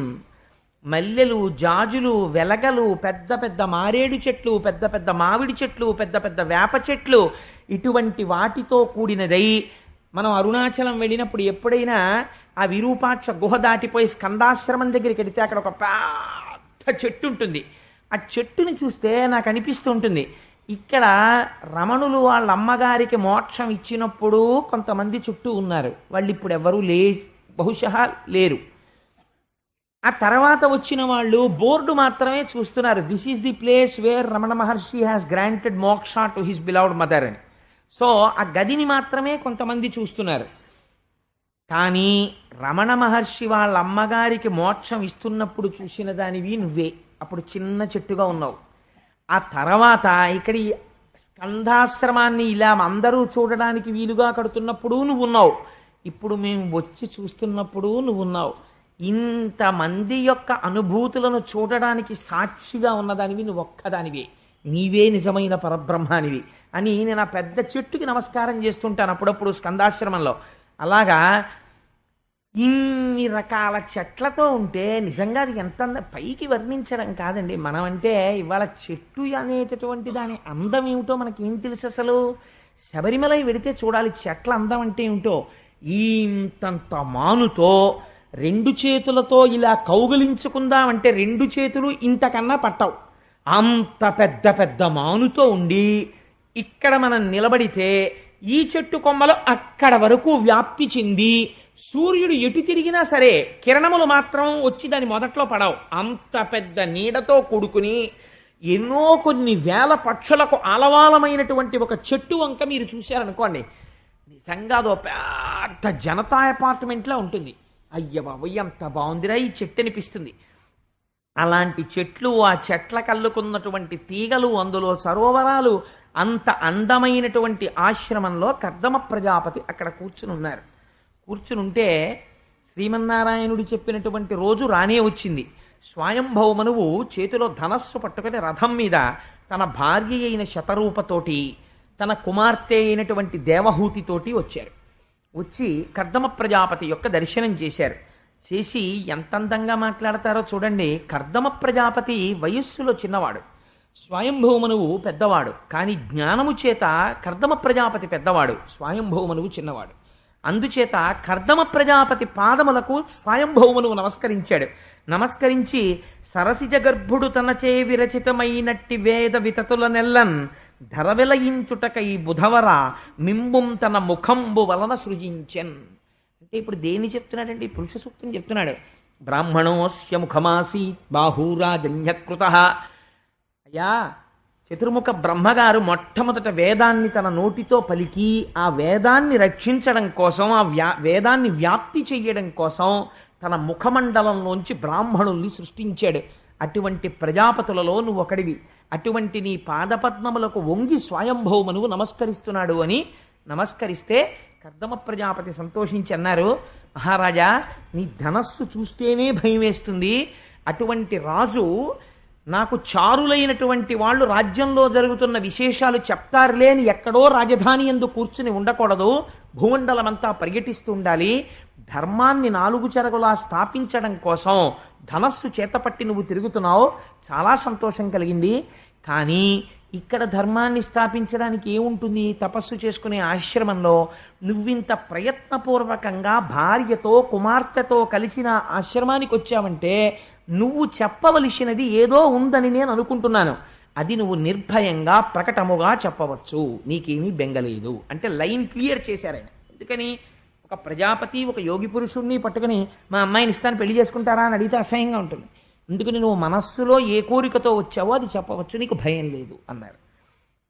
అంటే ఆయన అన్నాడు, మహానుభావుడు కర్దమ ప్రజాపతి చూడండి ఎంత అందంగా అంటారో ఆ స్వయంభూమనువుని, దురిత స్వరూప పాటచ్చర పీడం పొందకుండ సకల క్షోణిన్ పరిపాలించుటకై మము అరవింద భవుండు భుజములందు సృజించెన్. ఈ మాటలు కర్దమ ప్రజాపతి చెప్తే ఆయన అన్నాడు, మా గొప్పతనం ఏమీ లేదండి ఇందులో, మేము మహారాజుల నిజమే, ధనస్సు చేత పట్టుకుని రాజ్యాన్ని పరిపాలిస్తున్నాను. కానీ ఇవాళ స్వయంభవమనువు అనేటటువంటి పేరుతో ఈ భూమండలానికి అంతటికీ నేను అధినాథుడనై పరిపాలించగలుగుతున్నానంటే పరిపాలించగలిగిన శక్తి నాలో ఎక్కడి నుంచి వచ్చిందో తెలుసా? ఎంత గొప్ప మాట చెప్తున్నాడో చూడండి. అరవింద భవుండు భుజములందు సృజించెన్. మేము పరబ్రహ్మము యొక్క భుజములలోంచి బయటికి వచ్చాం. భుజములు శక్తి కేంద్రములు, ఇవి కార్యం చేస్తాయి, కర్మ చేసేటటువంటివి. కాబట్టి లోకరక్షణ చేతులతో చెయ్యాలి. అందుకని బాహూరాజన్యకృత, మేము ఈశ్వరుడి యొక్క బాహువులలోంచి వచ్చిన వాళ్ళం. అందుకని ఇది నా గొప్పతనం కాదు, నేను పరిపాలించి రక్షించగలుగుతున్నానంటే ఈశ్వరుడి యొక్క అనుగ్రహం. అందుకే మమ్మల్ని భుజములలోంచి సృష్టించాడు. వాళ్ళు చూడండి, వాళ్ళు మాట్లాడుకునే మాటలు ఏవి మాట్లాడినా అన్నీ ఎక్కడి నుంచి వస్తాయంటే ఈశ్వరుణ్ణి అనుసంధానం చేస్తూనే వస్తాయి. ఇప్పుడు స్వయంభవమనువు తన కూతురునిచ్చి వివాహం చేస్తానని చెప్పాలి. ఆయన ఎంత అందంగా మాట్లాడాడంటే, నాకు 3 కుమార్తెలు, అందులో ఇప్పుడు నాతో వచ్చినటువంటి పిల్లని దేవహూతి అని పిలుస్తారు. ఈ దేవహూతి నీకు తగినటువంటి సౌశీల్యము కలిగినటువంటిది. ఎందుచేత కలిగినది? నారదుడు మా అంతఃపురానికి వచ్చినప్పుడు కర్దమ ప్రజాపతి యొక్క గుణ విశేషములను వర్ణించి చెప్పేవాడు. నీ గుణములను విన్న తరువాత నిన్ను భార్యగా చేపట్టాలనేటటువంటి కోరిక నా కుమార్తె యందు కలిగినది. అందుచేత నా కుమార్తెను స్వీకరించి నన్ను ధన్యుణ్ణి చెయ్యి అని అడిగాడు. తప్ప తన కుమార్తె గురించి గొప్పగా చెప్పుకోలేదు. దేవహూతి లాంటి సౌందర్యవతి సాధారణం ప్రపంచంలో. అటువంటి అందగత్తె మా అమ్మాయి చేసుకో అని బాహ్య సౌందర్యం గురించి చెప్పలేదు అసలు. నారదుడి వలన నీ గుణములను వినిది. నీవేమిటో ఆవిడికి తెలుసు. నీకు భార్యగా ఉంటే ఎలా ప్రవర్తించాలో తెలుసు. నీ గుణములను విని నీ గుణములకు ఆవిడ ఉప్పొంగింది. అందుకని నీకు భార్య కావాలనుకుంటోంది. అందుకని నువ్వు ఆవిడ్ని భార్యగా స్వీకరించమని చెప్పాడు. ఇప్పుడు అనుకూలత కలుగుతుంది. దేనివల్ల అనుకూలత కలిగేది? పైకి ఆయన 6 అడుగుల పొడుగండి, మీ అమ్మాయి పొడిగెంత? 4, 8. అబ్బే మా వాడికి వీడికి సరిపోదండి. ఏమిటి చేసుకుంటావు? పొడుగు కూర వండుకు తింటావా? పొడుగు పొట్టి, నలుపు తెలుపు, అన్ని అవయవాలు బాగున్నాయా బాగులేవా, తెల్లగా ఉందా నల్లగా ఉందా, ఇవన్నీ కూడా కాలగర్భంలో ఒకనాడు కలిసిపోయేటటువంటి విశేషాలు. ఇవాళ తెల్లగా ఉన్నటువంటి పిల్ల ఏదో ఒక అనారోగ్యం వస్తే నల్లగా అయిపోవచ్చు. నల్లగా ఉన్న పిల్ల పార్వతీదేవి అంతటి పేరు తెచ్చుకోవచ్చు. రంగులో ఏముంది, శీలంలో ఉంది ఉండేదంతాను. అందుచేత ఎంత అందంగా మాట్లాడారో చూడండి. ఫోటోలు చూసుకోవడం, పొడుగు పొట్టి చూసుకోవడం, హైటు మిల్లీమీటర్లతోటి సెంటీమీటర్లతోటి చూసుకోవడం ఇవి లేదు. గృహస్థాశ్రమంలో ప్రవేశించేవాడు ఏది చూసి చేసుకున్నాడు అంటే నీ గుణముల యందు అనురక్త అయినది.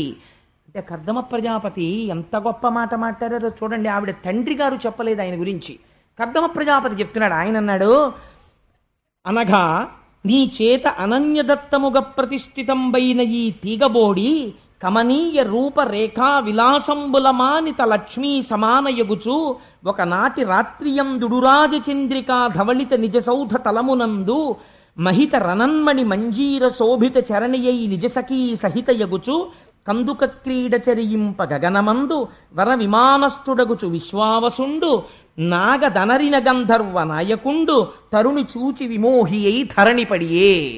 నీ కూతురు యొక్క సౌందర్యం ఏమిటో నాకు తెలిసాయా? ఒకనాటి రాత్రి పౌర్ణమి చంద్రుడు ప్రకాశిస్తుండగా నీ కుమార్తె కాళ్ళకి అందెలు పెట్టుకుని అంతఃపురం దగ్గర ఉన్నటువంటి సరోవరంలో, అక్కడ ఉన్నటువంటి ఆ ఉద్యానవనంలో తన చెలికెత్తెలతో కలిసి ఆడుకుంటోంది. ఆడుకుంటూ ఆ పిల్ల అక్కడ నిలబడి తన కాలితో భూమినిలా రాస్తోంది. రాస్తుంటే ఆ పైనుంచి గంధర్వుడు ఒక ఆయన వెళ్ళిపోతున్నాడు. ఆ వెళ్ళిపోతున్నటువంటి గంధర్వుడు విశ్వావసుడు ఆ విమానంలోంచి పిల్లని చూశాడు. చూసి ఎంత బాగుందో అనుకోలేదు, ఈ పిల్ల అందం చూసి పైన విమానం నుంచి స్పృహ తప్పి భూమి మీద పడిపోయాడు. అంత అందగత్తయ్యా నీ కూతురు, నువ్వు ఈ సంఘటన చెప్పలేదు, దాచావు. ఎందుకు దాచావు? బాహ్య సౌందర్యాన్ని చెప్పకూడదు కనుక దాచావు. కానీ నేను చెప్తున్నాను, అంతటి సౌందర్య రాశి. ఈ సౌందర్యం ఎక్కడి నుంచి వచ్చింది? లక్ష్మీదేవి అనుగ్రహం చేత వచ్చింది. ఎందుకని? ఈ మాట ఎందుకు అనాలండి అంటే, కన్యాదానం చేసేటప్పుడు ఆడపిల్లని లక్ష్మిగా చూస్తారు. లక్ష్మిగా చూసి తామర పువ్వులో తీసుకొస్తున్నామని బుట్టలో కూర్చోబెట్టి తీసుకొస్తారు మేనమామలు. మేము ఎప్పుడూ మా మేనకోడలను నా దృష్టితో చూడలేదు, లక్ష్మిగా చూశామని తీసుకొస్తారు. అందుకని బట్టలు పెట్టి పంపిస్తారు ఆ మేనమామలకి. ఆ మేనమామలు తీసుకొచ్చి కూర్చోబెడితే కన్యాదాత వరుడి యందు నారాయణుణ్ణి చూసి తాను తరించిపోతాడు. తరించిపోయి పళ్ళెంలో వరుడి యొక్క కాళ్ళు పెట్టి తన భార్య నీళ్లు పోస్తుంటే తాను కాళ్ళు కడిగినటువంటి రోజున తన జన్మ సాఫల్యం. నారాయణుడి యొక్క కాళ్ళు కడిగి తజ్జలములను తన శిరస్సు మీద ప్రోక్షణం చేసుకునేటటువంటి మహాభాగ్యము ఎవరి వల్ల కలుగుతుంది? ఆడపిల్ల వల్ల కలుగుతుంది తండ్రికి. అందుచేత నీ కుమార్తె అంతటి సౌందర్య రాశి. నేను ఒక్క మాట చెప్పనా మహానుభావ, స్వయంభూమనువు, ఎవరికి లక్ష్మీదేవి యొక్క అనుగ్రహము కలిగిందో వారు మాత్రమే నీ కుమార్తెని చేపట్టగలరు. నేను చేపట్టి నా గుణములను విని నీ కుమార్తె నాకు భార్య కావడం కాదు, నాయందు లక్ష్మీదేవి ప్రసన్నురాలైనది, అందుకే నాకు ఇటువంటి భార్యనిచ్చినది. ఈ మాట ఎవరు అనగలరో తెలుసా అండి? శంకరాచార్యులు వారు అంటారు, కళాభ్యాం చూడాలంకృత శశికళాభ్యాం లిజితపఫలాభ్యాం. భార్యాభర్తలు ఎలా ఉండాలంటే, అబ్బా ఆయన తపస్సుకి ఫలితం ఈవిడ పుణ్యాలు నోముల పంట ఆయనే. ఇద్దరు ఒకరినొకరు ఎలా ఉద్ధరించుకుంటున్నారండి నిజంగా అనిపించుకోగలగాలి దాంపత్యం అంటే. తప్ప దాంపత్యం అంటే ఆవిడ పొడుగ్గా ఉంది, ఈయన పొట్టిగా ఉన్నాడు, అవన్నీ కాదు దాంపత్యం. ఒకరినొకరు ఎలా తరింప చేసుకుంటున్నారు సంసారంలో, అన్ని గుణములు కలిగినదయా. నీ కుమార్తె నాకు భార్య కావడానికి తగినదని నిర్ణయించిన వాడెవరో తెలుసా? నువ్వు కాదు, నేను కాదు, తండ్రి శ్రీమన్నారాయణుడు నిర్ణయించి మొన్నటి రోజునే చెప్పాడు. అందుకని నేను నీ కుమార్తెని భార్యగా స్వీకరిస్తాను. ఇది ప్రపంచమునందు మొట్టమొదటి పెద్దలు కుదిర్చిన వివాహము అన్నాడు. ప్రపంచంలో మొట్టమొదట జరిగిన పెద్దలు నిర్ణయించిన వివాహం ఏదో తెలుసా అండి? దేవహూతి కర్దమ ప్రజాపతుంది. ఎందుచేత? ఎవరు నిర్ణయించారు? పెద్దలు నిర్ణయించినారుగానా అంటాడు. అన్నీ ఉటిది ఈయనే ఆ దొడ్లో ఈ దొడ్లో తిరిగి తీసుకొచ్చాడు ఆ పిల్లని. పెద్దలు నిర్ణయించినారుగానా అంటే ఇలా నిర్ణయించాలి. శ్రీమన్నారాయణుడు నిర్ణయించాడు, నిర్ణయిస్తే వివాహం జరుగుతోంది, ఒడంబడి జరుగుతోంది. అందుచేత అటువంటి పెద్దలు నిర్ణయించిన వివాహము ఆదిరాజు కుమార్తెని నేను చేసుకుంటున్నాను అన్నాడు. ఇదో గమ్మత్తైన మాట. ఆదిరాజు కుమార్తె ఏంటండి అంటే, ఆదిరాజు అని పేరు ఎవరికంటే స్వయంభూ మనువుకి పేరు. ఎందుకనంటే సమస్త భూమండలాన్ని వరాహమూర్తి పైకెత్తి ఇచ్చిన తర్వాత మొదటి రాజు స్వయంభూ మనువు. అందుకని ఆయన ఆదిరాజు అని పిలుస్తారు. స్వయంభూ మనువుకున్న గొప్పతనం ఏమిటో తెలుసా అంటే, అసలు ముందు రాచభోగములను అనుభవించిన వాడు ఆయనే. అన్ని భోగములను అనుభవిస్తున్న ఆయన ఎప్పుడు ఒకటి అనుకునేవట, ఈ భోగములు గొప్పవా, ఈశ్వర చరణారవింద సేవనము గొప్పదా, ఈ తుచ్చమైనటువంటి లాలస గొప్పదా, భగవత్కథా శ్రవణము గొప్పదా, ఈ భోగస్థానములతోడి సంగము గొప్పదా, భాగవతులతోడి కలయిక గొప్పదా అని నిరంతర ప్రశ్న వేసుకుని అవే గొప్పవి, ఇవి అల్పములు నీచములు అని నిర్ణయించుకునేవాట. అందుకే ఆయన్ని ఆదిరాజు అని పిలిచారు.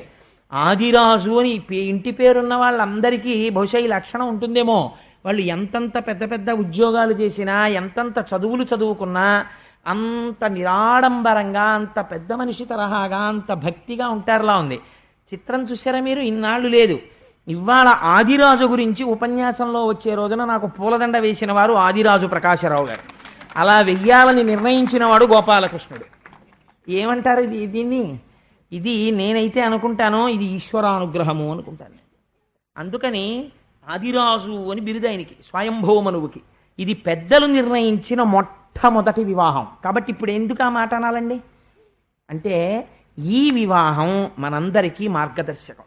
ఇప్పుడు ఇది పండుతుందా పోతుందా? నువ్వెవడివి? కాలేజీలోనూ ఇంకో క్లబ్లోనూ పెద్దలు నిర్ణయించిన పెళ్లిళ్ళు మంచివా, ప్రేమ పెళ్లిళ్ళు మంచివా అని డిబేటింగ్ కాంపిటీషన్ పెట్టడానికి వ్యాసుడు ఎప్పుడో చెప్పాడు.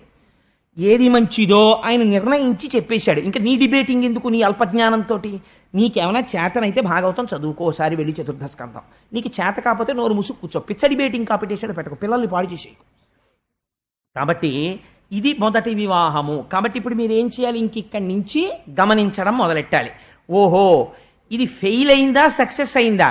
సక్సెస్ అవ్వడం అంటే ఏమిటి? ఓ 3 పిల్లలు పుట్టారు, కొడుకులు పుట్టారు, కూతుళ్ళు పుట్టారు, ఇంటికి ఏసీ ఉంది, కారు ఉంది, అన్నీ ఉన్నాయి, కాబట్టి ఇద్దరు చాలా సంతోషంగా ఉన్నారు. ఇట్స్ సక్సెస్ అని మిమ్మల్ని తీర్మానం చేయమని కాదు. నేను ముందే చెప్పాను, గృహస్థాశ్రమంలో ఎందుకు ప్రవేశించారు? ఇద్దరు ఒకరిని ఒకరు తరింప చేసుకోవడానికి ప్రవేశించారు. అలా తరింప చేసుకోగలిగారా? ఇది మీరు నిర్ణయం చెయ్యాలి. ఇందులో శ్రీమన్నారాయణుడు మీరు తరించగలరు అనడానికే నీకు తగిన అనుకూలమైన భార్య పెద్దల చేత నిర్ణయింపబడుతోంది. కాబట్టి మీ వివాహము ఖచ్చితంగా తరింపచేస్తుంది. ఎలా? ఆయన ఒక వరం ఇచ్చాడు. ఏమిటి ఆ వరము? నేనే నీ కడుపున కొడుకుగా పుడతాను అని చెప్పాడు.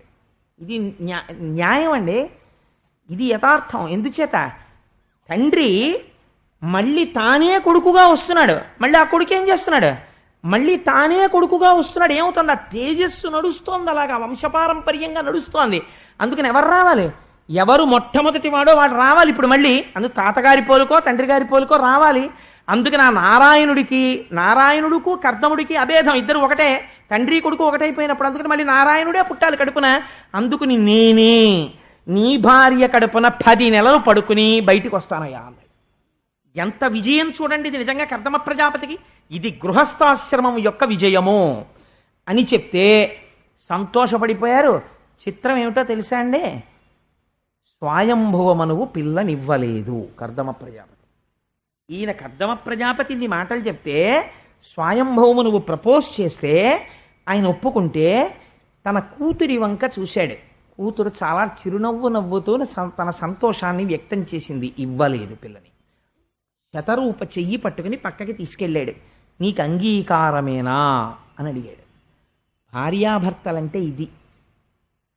ఎంత చిన్న విషయం అవనివ్వండి, అది ఆ చిన్న విషయం కూడా భార్యకి చెప్పకుండా ఉండలేక, అయ్యో దానికి చెప్పకుండా ఉండడమా అని తనకి కలిగిన చిన్న సుఖం, చిన్న దుఃఖం, చిన్న కష్టం, చిన్న సంతోషం కూడా భార్యతో చెప్పుకోవడంలో ఆనందం పొందేటట్టుగా అనువర్తించి నడిచినటువంటి భార్య, భర్తని గెలుచుకున్న భార్య స్వాధీన వల్లభ. అందుకే శంకరుడు పార్వతీదేవికి చెప్పకుండా ఎవరికీ చెప్పడేది. అలా గెలుచుకుంది ఆవిడ. అలా గెలుచుకోగలిగితే స్వాధీన వల్లభ ఆవిడ భార్య అంటే. ఆయన అసలు ఆవిడ పేరు ఉట్టినే తలుచుకుంటూ ఉంటాడు, అన్నీ చెప్తాడు. ఎందుకు అలా పసిపిల్లాళ్ళ వెళ్ళి చెప్పడం? లొంగిపోయి కాదు, ఆవిడ తనని అలా గెలుచుకుంది. ఇక్కడ సింహాసనంలో అధిష్ఠితురాలయ్యింది. తన ప్రేమతో ఆయన్ని గెలుచుకుంది. ఆయనకి మార్గదర్శకత్వం చేస్తుంది. ఆయన ఎప్పుడైనా పొరపాటు పడితే అలా చేయకండి, తప్పు, మీరు ఇలా ప్రవర్తించండి అని ఆయన జీవితాన్ని ఉద్ధరించే బాట చూపిస్తుంది. అందుకే భార్య కేవలం దాసి కాదు, కార్యేషు ఆవిడ కార్యేషు దాసి కరణేషు మంత్రి రూపేచ లక్ష్మి క్షమయా ధరిత్రి. అందుకని ఆవిడ ఎన్ని రకాలుగా సేవిస్తుందో. భార్యకున్నటువంటి స్థానం, స్త్రీకున్నటువంటి స్థానం ఎంత పరమ పవిత్రంగా ఆవిష్కరించారో చూడండి. శతరూప అంగీకరించిన తరువాత ఉత్తరక్షణ వివాహం, ముహూర్తం కుదిరింది కాబట్టి చేసేసాడు. చేసేస్తే బహుమతులు ఎవరిచ్చారో తెలుసా అండి? స్వయంభూ మనువు ఇవ్వలేదు, అత్తగారు ఇచ్చింది అల్లుడికి. ఇది ప్రేమ అంటే. మామగారు ఇవ్వడం కాదు, అత్తగారు మధుపర్కం ఇస్తుంది. మధుపర్కం ఇచ్చింది కాబట్టి అత్తగారికి అధికారం ఉంది. ఓయ్ అల్లుడు, నువ్వు ఈ స్ట్రైప్ షర్ట్ వేసుకోవాయి, బాగుంటుంది నీకు అని ఓ చొక్కా కుట్టించి ఇవ్వడానికో, లేకపోతే అల్లుడు గారు మీరు సరదాగా ఆడుకోవడానికి మీరు టైర్ అయిపోయి వస్తారు కదా, రాత్రి 10కో 11కో మా అమ్మాయితో కాసేపు రిలాక్స్ అవ్వడానికి క్యారమ్ బోర్డు ఆడుకోండి అని ఒక క్యారమ్ బోర్డు కొని ఇచ్చింది అనుకోండి అత్తగారు, పొంగిపోవాలి అల్లుడు.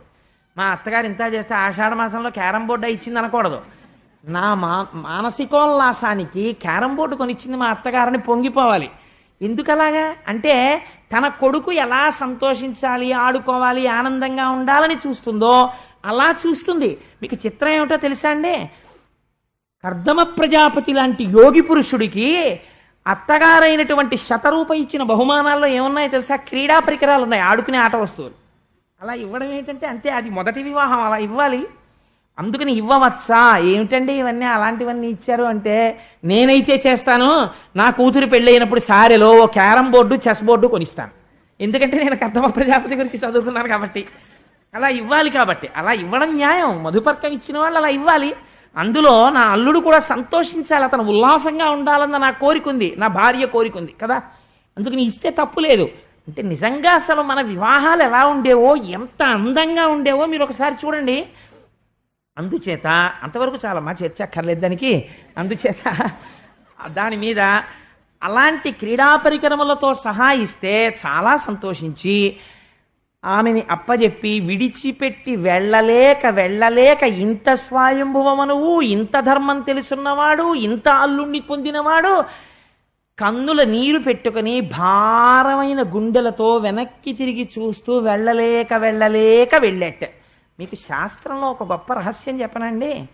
పుట్టింట్లో ఉండగా ప్రేమ తల్లిది, నిజంగా కూతురు అత్తవారింటికి వెళ్ళేటప్పుడు నిజమైన శోకం గుండెల్లోంచి బయటకు వచ్చే బడబాగ్ని తండ్రిది. ఏడవలేక అంటే అప్పగింతల పీటల మీద లోపలికెళ్ళి కళ్ళ నీళ్లు తుడుచుకుని ముక్కు చీదుకుంటుంటే బాత్రూంలోకి వెళ్ళి, ఏమిటండి అన్ని చెప్తారు మీరు భలేవరే, ఆ ఏడవడం ఏంటి తప్పు కదా, మీరు మగవారికి అన్నమ్మడి నీళ్ళు రావచ్చా అంటారు. ఆడపిల్ల వెళ్ళిపోతుంటే తండ్రి అంత బెంగ పెట్టుకుంటాడు, పైకి చెప్పుకోలేడు కానీ అన్నం తినడు. వెళ్ళిపోతుంది అన్న ఆలోచన వస్తేనే అబ్బాయి ఎందుకు లేదు అంత తొందరగా పెళ్ళి అనిపించి వాయిదా వేసేద్దాం అనిపిస్తుంది. ఆడపిల్లని పంపడం అంటే అంత కష్టంగా ఉంటుందండి, తండ్రికి అంత బెంగగా ఉంటుంది. మీరు లక్ష్మీ కళ్యాణంలో విందురు కానీ సముద్రుడు ఎంత బాధపడ్డాడో ఎదరొస్తుంది కదా ఇంకొక వారం రోజుల్లో అసలు లక్ష్మీ కళ్యాణం, అప్పుడు చూద్దురు కానీ దాని అందం ఏమిటో అసలు. సరే, అందుచేత ఇంతటి స్వయంభవమనువు బెంగ పెట్టుకుని వెనక్కి తిరిగి వెళ్ళేట. మొదటి వివాహం ఎలా ఉండాలో అలాగే వర్ణించారు. తిరిగి వెళ్ళిపోతుంటే ఆయన వెళ్ళిపోతూ సరస్వతీ నదీ తీరంలో ఉన్నటువంటి మహాపురుషులందరినీ సేవిస్తూ తిరిగి వెళ్ళిపోయాడు. వెళ్ళిపోతే ఆయన రాజధాని పేరు బర్హిష్మతి. అదో విచిత్రమైన ఊరు. దానికి బర్హిష్మతి అన్న పేరు ఎందుకు వచ్చిందో తెలుసా అండి? ఏ పేరు అనవసరంగా పెట్టరు మన వాళ్ళు. యజ్ఞవరాహమూర్తి నీటిలోంచి భూమిని పైకి తీయడం కోసమని నీటిలో తన యొక్క ముట్టె పెట్టి చాలాసేపు వెతికాడు. ఆ వెతకడంలో ఆయన ఒంటి మీద ఉన్నటువంటి వెంట్రుకలు నానిపోయి, బాగా నానిపోయిన తర్వాత భూమి దొరకక ఆ వెతుకుతూ ఒకసారి తల పైకి పెట్టి ఇలా విదుపుతూ ఉండేవాడు. ఆ విదుపుతున్నప్పుడు ఒంటి మీద నానిపోయిన కొన్ని వెంట్రుకలు కొన్ని ఎగిరి పడ్డాయి. అవి పడిన ప్రదేశం ఏదో దాని పేరు బర్హిష్మతి. ఆ పడిపోయిన వెంట్రుకలు భూమిలోకి వెళ్ళి అందులోంచి దర్భలు పైకి వచ్చాయి. ఆ దర్భలు ఇప్పటికీ ఆకుపచ్చగానే ఉంటాయి అక్కడ. ఆకుపచ్చని ఆ దర్భలతో నిరంతర యజ్ఞయాగాదులు చేసి శ్రీహరిని ఆరాధించేవాడు స్వయంభవమనువు. అటువంటి పట్టణం కనుక దానికి బర్హిష్మతి అని పేరు. అటువంటి పట్టణాన్ని రాజధానిగా చేసుకుని స్వయంభవమనువు పరిపాలిస్తున్నాడు. అంటే ఎంత వైదిక కర్మాచరణము కలిగిన వాడో, ఎంతటి ఈశ్వర సంబంధం ఉన్నటువంటి ప్రదేశమునందు ఆయన ఉన్నటువంటి వాడో మీరు ఆలోచించండి. సరే, అందుచేత కొంతకాలం అయిపోయింది. ఈవిడ మహాసౌందర్య రాశి. ఒక్క మాట మీరు అర్థం చేసేసుకున్నారు కదండి. విశ్వవసు అంతటి వాడు ఆకాశంలోంచి కింద పడిపోయాడు స్పృహ తప్పి. అంతటి అందగత్తె ఈవిడ కర్దమ ప్రజాపతిని సేవిస్తోంది. నేను ఇవాళ రేపు జరుగుతున్న పెళ్లిళ్ల గురించి చెప్పను, ఎందుకంటే భాగవతం చెప్తున్న నోటితో అవి చెప్పడం నాకు అసహ్యం. కానీ మీరు ఒకటి ఆలోచించండి, ఇంత సౌందర్య రాశి అయిన భార్య భర్తకి ఉపచారం చేస్తోంది. ఆయన ఏం చేస్తున్నాడు? తపస్సు పాటిస్తున్నాడు, నియమములు పాటిస్తున్నాడు. భర్త తపస్సు పాటించి నియమములు పాటిస్తే భార్య ఏం చెయ్యాలి? ఆవిడ అవే పాటించాలి. ఆయన భూశయనం చేస్తున్నాడు, ఆవిడ భూశయనం చేస్తోంది. ఆయన తపస్సు చేసుకుంటున్నాడు, ఆవిడ ఆయనకి కావలసినటువంటి ఫలాలు, ఆ సమయానికి కావలసిన పువ్వులు, ఆ సమయానికి కావలసిన తేనె అందిస్తోంది. ఆయనకి బాహ్యస్మృతి లేదు, తపస్సు చేసుకుంటూ పొంగిపోతున్నాడు. ఈవిడ ఇటువంటి భర్త దొరికాడని పొంగిపోయి ఆయన అనువర్తిస్తోంది. ఒక రాచసౌధంలో పెరిగి దాసదాసీజనము చేత సేవలందుకున్నటువంటి స్త్రీ తన భర్తకి సేవ చేయడానికి నిర్మానుష్యమైన ఒక ఆశ్రమములో భర్తకి సేవ చేయడంలో అలిసిపోయి, ఒక అంగరాగం లేదు, ఒక పన్నీటి స్నానం లేదు, కేశపాశమునకు సుగంధ తైలం లేదు, ఏవీ లేవు. ఆ తలస్నానాలు చేసి చేసి చేసి చేసి నల్లటి జుట్టు ఎర్రగా అయిపోయింది. అదంతా జటలు కట్టేసి ఆ జుట్టు జటలు కింద వేలాడుతోంది. ఆవిడ శుష్కించిపోయి శల్యం అయిపోయింది, అంత సన్నపడిపోయింది. ఒకనాడు దేవహూతి చూడడానికి ఎంత అందంగా ఉండేదో ఇప్పుడంతా శుష్కించిపోయింది. వ్యాసుల వారు ఎంత గొప్ప ఉపమానం వేశారో తెలుసా అండి? పార్వతీదేవి పరమశివుని సేవించినట్లు. ఆవిడ అపర్ణ అయితే అప్పుడు పరమశివుడు సంతోషించాడు. ఈవిడ అంతగా సృష్టించిపోయాక ఒకరోజు తపస్సులోంచి లేచి నడుస్తూ ఎందుకో ఇలా చూశాడు దేవహూతి వంక. ఆవిడ శరీరాన్ని చూసి ఆశ్చర్యపోయాడు. నేను ఒకనాడు ఈవిడ సౌందర్యాన్ని వర్ణన చేశాను.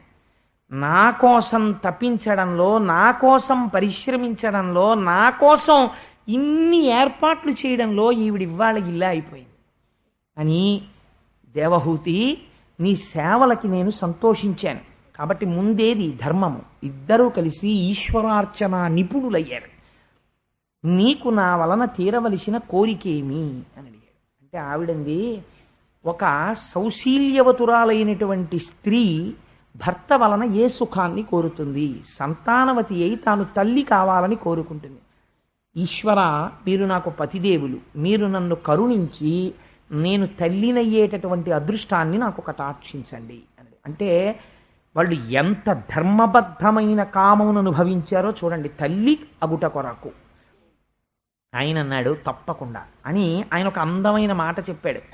నీకు నేను చూడడానికి ఇలా ఒక ఆశ్రమంలో జటలు కట్టుకుని ఉరప్పంజరం పైకొచ్చేసి ఒక నారపంచ కట్టుకుని ఎప్పుడు దండకమండలాలు పట్టుకుని చాలా వెర్రివాళ్ళ, తపస్సు చేసుకుంటున్న వాళ్ళ, ఏ భోగభాగ్యాలు లేని వాళ్ళ, అట్టే మాట్లాడితే ఎప్పుడు భూషయనం చేస్తూ నేల మీద పడుకునే వాళ్ళ నేను కనపడుతున్నాను కదా. నాకున్న భోగాలు ఎటువంటివో తెలుసా దేవహూతి? ఈ భూమి యందు సార్వభౌములమని ఈ సమస్త భూమండలాన్ని ఏలగలమన్న చక్రవర్తులకు లేని భోగములు నాకున్నాయి. ఎక్కడివో తెలుసా అని చెప్తున్నాడు చూడండి. మానిత ధర్మ మార్గ మహిమస్ఫుట భూరి తపస్సమాధి విద్యాని భృతాత్మయోగ సముపార్జిత విష్ణు కటాక్షలబ్ధ శోభానగా దివ్యభోగ బహుభద్ర వితానము అస్మదీయ సేవానరతిన్ లభించు అనివారణ నిత్తును దివ్య దృష్టియున్. నేను నిరంతరము శ్రీమన్నారాయణుణ్ణి సేవించాను, అపారమైన భక్తితో యోగాన్ని అవలంబించాను, గొప్ప తపస్సు చేశాను. దాని చేత నాకు ఈశ్వరానుగ్రహంగా యోగశక్తి చేత కల్పింపబడవలసినటువంటి భోగోపకరణములున్నాయి. అవి సామాన్యులకు దొరికేటటువంటివి కావు. వాటిని నేను నా తపశ్శక్తితో సృజిస్తున్నాను. అవి ఇతరులకు కనపడవు కూడా. అటువంటి వాటిని చూడడానికి వీలైన దివ్య దృష్టిని నీకు ఇస్తున్నాను, చూడా భోగోపకరణములనని దివ్య దృష్టిని ఇచ్చాడు. ఇస్తే ఆవిడ తెల్లపోయింది. ఒక పెద్ద భవనం ఒకటి వచ్చింది. ఆ భవనములో గొప్ప గొప్ప శయ్యామందిరములు. ఆ శయ్యామందిరమునకు ఏనుగుల యొక్క దంతములతో చేయబడినటువంటి కోళ్ళు, వాటి మీద మంచి మంచి ఆస్తరణములు, వాటి మీద పరచబడినటువంటి వస్త్రములు, కట్టుకోవడానికి వీలుగా వ్రేలాడుతున్నటువంటి పట్టు చీనాంబరములు, బంగారము వెండితో చేయబడిన స్తంభములు, వజ్ర వైఢూర్య మరకత మాణిక్యములు వాటికి తాపడం చేయబడ్డాయి. లోపల శయనాగారములు, మళ్ళీ బయటికి వచ్చేటప్పటికి ప్రాంగణములు. అంటే మనం ఇప్పుడు డ్రాయింగ్ రూము, హాల్ అంటామే, అటువంటి ప్రాంగణములు. అందులో అతిథులు వస్తే కూర్చోవడానికి కావలసినటువంటి దివ్యమైనటువంటి తల్తములు, తినడానికి కావలసినటువంటి మధురమైనటువంటి ఆహారములు, తాగడానికి కావలసినటువంటి పానములు, ఒక గొప్ప విమానము, అందులో మళ్ళీ ఒక శయ్య, అందులో కూర్చోవడానికి ఆసనములు, ఇవన్నీ కనపడ్డాయి. ఆవిడ తెల్లబోయింది. ఎక్కడ చూసినా పుష్పహారములు, వాటి మీద వాలి గండు తుమ్మెదలు చేస్తున్నటువంటి రొద, ఆ వాటిలోంచి పడుతున్నటువంటి తేనెబొట్లు, వాటి మించి వస్తున్న సువాసన అలా నిలబడిపోయిందంతే. ఈ స్థితిలో ఉన్న దేవహూతికి ఉత్తర క్షణంలో ఇవన్నీ కనపడ్డాయి. కనబడితే కర్దమ ప్రజాపతి అన్నాడు, దేవహూతి, అదిగో బిందు సరోవరం, అందులో దిగి స్నానం చేసి బయటికి రా అన్నాడు. ఒక్కసారి ఆ శ్రీమన్నారాయణుడి కంటి వెంట పడిన ఆనంద బాష్పముల చేత ఏర్పడిన బిందు సరోవరమునందు ఆ దేవహూతి దిగి స్నానం చేసి పైకొచ్చింది. వచ్చేటప్పటికి పూర్వం దేవహూతి ఎంతటి సౌందర్యంతో ఉండేదో దానికి 10,000 రెట్ల సౌందర్యాన్ని పొందింది. అక్కడ ఒక 1000 మంది దివ్యమైన కాంతలు కనపడ్డారు.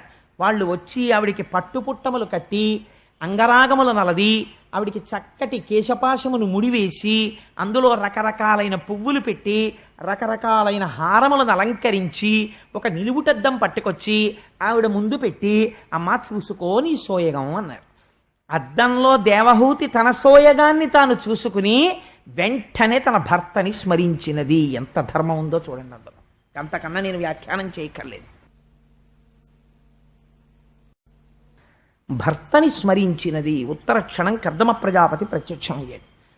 ప్రత్యక్షమై మనం ఎవరు అనుభవించని భోగములను అనుభవిద్దాం దా అన్నాడు అని విమానం ఎక్కించాడు. ఆ విమానం ఎటువంటి విమానమో తెలుసా అండి?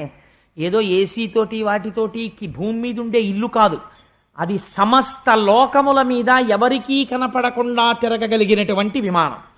అటువంటి విమానంలో వాళ్ళు తిరుగుతున్నారు. తిరుగుతూ ఆ భోగములను అనుభవిస్తూ ఆ మధుర పదార్థములను సేవిస్తూ ఇద్దరూ ఆనందంగా క్రీడిస్తూ ఆ విమానము మేరుపర్వత శిఖరముల మీద దిగింది. దిగితే దాని చర్యలలోకి వెళ్ళారు. అక్కడ గంధర్వులు, యక్షులు, కిన్నెరులు, కింపురుషులు, దేవతలు ఆ మేరుపర్వతాన్ని చుట్టి వస్తుంటాయి. గ్రహాలన్నీ ఎప్పుడు మన సత్యనారాయణ వ్రతంలో సుబ్రహ్మణ్య శర్మ గారు ఆవాహన చేశారు కదా, రాహుకేతువులు తప్ప మిగిలిన వాళ్ళందరూ ప్రదక్షిణ పురస్సరంగా వస్తుంటారు. ఆ మేరుపర్వత చర్యలలో దేవహూతితో కలిసి కొన్ని సంవత్సరములు అలా భోగములను అనుభవిస్తూనే ఉన్నాడు. ఆ విమానములలో తిరుగుతూనే ఉన్నాడు.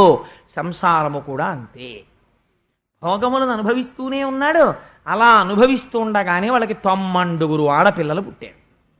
90 ఆడపిల్లలు పుట్టిన తర్వాత 9వ పిల్ల పుట్టిన తర్వాత కర్దమ ప్రజాపతి అన్నాడు, మనం ఎన్నాళ్ల నుంచి భోగం అనుభవిస్తున్నామో నీకు గుర్తుందా దేవహూతి అన్నాడు. అంటే ఆవిడంది, అయ్యో క్షణంలా గడిచిపోయిందండి సమయం. 90 ఆడపిల్లలు పుట్టేశారు, పెద్ద పిల్ల పెళ్ళిడికి వచ్చేస్తోంది, జ్ఞాపకమే లేదు చూసారా, కాలము క్షణంలా గడిచిపోయింది. సంసార భోగమునందున్న వాడికి అలాగే గడిచిపోతుంటుంది. కాలము నడిచి వెళ్ళిపోతూ ఉంటుంది. వృద్ధాప్యం వచ్చేస్తుంది, కొడుకు ఉద్యోగం రావాలి, మనవణ్ణి చూడాలి, కోరికలు కోరుతూనే ఉంటాడు. కాలం నడిచిపోతుంది, శరీరం జర్జరీభూతం అయిపోతుంది. కర్దమ ప్రజాపతికి మనకి తేడా ఎక్కడా? ఇన్ని భోగములను అనుభవిస్తూ ఇవి భోగములు కాదని మనసులో నిరంతరము తలుచుకుంటున్నాడు. వైరాగ్యము బాగా ఏర్పడుతోంది. అస్తమానం భార్య దగ్గరికి వెళ్ళి ఏమిటి భోగాలని ఆయన ఏం అనలేదు, అలా అనక్కర్లేదు కూడా.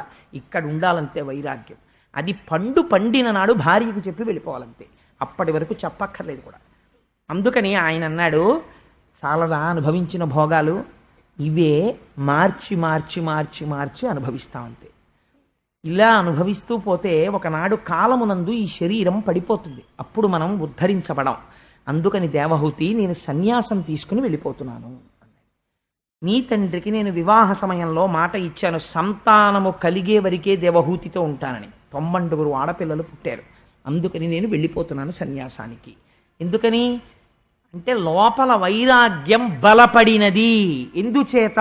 నిరంతరము భోగం ఇది కాదని పరిశీలన చేయుట చేత. అందుకని సన్యాసానికి వెళ్ళగలిగాడు. ఇప్పుడు చూడండి గృహస్థాశ్రమాన్ని ఎలా వాడుకోవాలో వాడాడు కర్దమ ప్రజాపతి. ఇదే నేను ముందు చెప్పిన ఉపోద్ఘాతం. ఈ మాట అంటే ఆవిడంది నిజంగా ఎంత గొప్ప మాట అండి. ఆవిడంది, అపరతి పుట్టెయి ఇహ సుఖానుభవంబులయందు మున్నునే చపలత కామభోగరతి సంగము కోరి మహాత్మా నిన్ను అచ్చపు తలపొప్పగా తెలియజాలకయున్ వరించుటన్ భవత్కృప ఫలించే ముక్తి నిన్ను కేవల భక్తి భజింపకల్కతే. అరే ఏం ఆశ్చర్యమయ్యా! ఇద్దరం కలిసే భోగం అనుభవించాం, ఇద్దరం కలిసే సుఖాలు అనుభవించాం, ఇద్దరం కలిసే విమానంలో తిరిగాం, ఇద్దరం కలిసే పిల్లల్ని కన్నాం. నువ్వు పైకి చెప్పలేదు, భోగం అనుభవిస్తున్నప్పుడల్లా ఇది భోగము కాదని లోపల పరిశీలన చేశావు. ఇంత వైరాగ్యానికి వచ్చేసావు. వచ్చేసి నేను సన్యాసం తీసుకుంటానని వెళ్ళిపోతున్నావు. నీ వంటి మహాత్ముడితోనే నేను ఇంతకాలం ఉన్నాను. నాకు అసలు ఈ ఆలోచనే రాలేదు. అందుచేత అసత్పురుషుడితోటి ఉన్నంత మాత్రము చేత భోగమునందు ఉండిపోవడం సహజం. సత్పురుషుడితో కలిసి నేను సంసారము చేస్తూ కూడా నీకున్న ఆలోచన నాకు రాకుండానే నా జీవితం వెళ్ళిపోతోంది. నువ్వేమో పండిపోతున్నావు. పండిపోయి ఇవి భోగములు కాదు తుచ్చములు అని స్థిర నిర్ణయానికి వచ్చేసి గొప్ప వైరాగ్య సంపత్తితో వెళ్ళిపోతున్నావు. నిన్ను ఆపను. ఎందుకని? నువ్వు పండిపోవడమే కావలసింది. పండాలి గృహస్థాశ్రమంలోకి వచ్చినందుకు. కానీ ఒక్క కోరిక, నాకు 90 ఆడపిల్లల్ని ఇచ్చావు, ఇప్పుడు వీళ్ళకి యోగ్యమైన వరుల్ని తేవాలి. నేనా ఆడదాన్ని, నాకా ఏమీ తెలియవు. ఇన్నాళ్ళు నీ వెనక నీ నీడలో నా భర్త ఇంత గొప్పవాడని తిరిగేశాను. ఇప్పుడు నువ్వు ఉన్న పళంగా సన్యసించి వెళ్ళిపోతే ఈ ఆడపిల్లలకి నేను ఎలా సంబంధాలు చూడను? అందుచేత ఇంటికి రక్షణగా నాకొక్క కొడుకుని కటాక్షించి వెళ్ళిపో. ఆ కొడుకు మళ్ళీ నన్ను సంసార లంపటమునందు తిప్పేవాడు కాకూడదు. నువ్వు వెళ్ళిపో సన్యాసానికి, కానీ ఆ కొడుకు నన్ను ధరించేవాడు కావాలి, నన్ను కూడా జ్ఞానము వైపుకి తిప్పేవాడు కావాలి. అటువంటి వాడు కూతుళ్ళని గట్టెక్కించగలిగిన వాడు ఒక కొడుకునిచ్చి వెళ్ళిపోవయా. ఆయన అన్నాడు, షహబాష్, గొప్ప కోరిక కోరావు, అందుకని నీకు ఒక కుమారుణ్ణి ఇవ్వడానికి నేను అంగీకరిస్తున్నాను అని కర్దమ ప్రజాపతి యొక్క తేజస్సు యందు శ్రీమన్నారాయణుడు ప్రవేశించాడు. దేవహూతి యొక్క గర్భములోకి ప్రవేశించి ఆయన కుమారుడై కపిల భగవానుడనేటటువంటి పేరుతో బయటికి వచ్చాడు.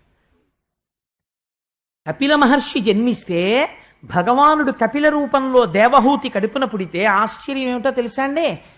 సంతోషం ప్రకటించడానికి చతుర్ముఖ బ్రహ్మగారు వచ్చారు. ఎవరితో? మరీచి మొదలైన మహర్షులతో. నువ్వురా నాయనా కొడుకు అంటే కర్దమ ప్రజాపతి, నిన్ను నేను సృష్టించి ఒక మాట చెప్పాను, ప్రజోత్పత్తి చెయ్యి అని చెప్పాను. నువ్వు కేవలము ప్రజోత్పత్తి చేస్తూ ఉండిపోలేదు, గృహస్థాశ్రమములోనికి వెళ్ళి ప్రజోత్పత్తి చేసి ధర్మబద్ధమైన భోగమును భవించి భోగమును విచారణ చేసి వైరాగ్యమును పొంది వైరాగ్యము వలన సన్యసించుటకు సిద్ధపడి భార్య కోరిక తీర్చడానికి కొడుకుని జనింపచేసి ఈశ్వరుణ్ణి కొడుగ్గా పొందావు. అదిగో స్వామి యొక్క పాదములలో చూశావా? హలరేఖ కనపడుతోంది, నాగలి అంకుశం కనపడుతోంది, పద్మం కనపడుతోంది. శ్రీమన్నారాయణుడే నీ కొడుకుగా జన్మించాడు. నీలాంటి కొడుకుని కని నేను తరించిపోయానయ్యా అన్నాడు. ఇది గృహస్థాశ్రమంలో ప్రవర్తించవలసిన విధానం. అందుకని కర్దమా, నేను పరమానందాన్ని పొందుతున్నాను. కపిలుణ్ణి సేవించి నీ భార్య దేవహూతి మోక్షాన్ని పొందుతుంది. నువ్వు సన్యాసాశ్రమంలోకి వెళ్ళి నువ్వు పొందుతావు. ఈశ్వరుడే ఇంట్లో పుడితే బయటికి వెళ్ళిపోవడం ఎందుకండి సన్యాసాశ్రమానికి? అంటే ఇంకా తన ఇల్లు అన్న భావనతో ఉండడానికి వీల్లేదు. నేను నాది అన్నదేదీ లేదు.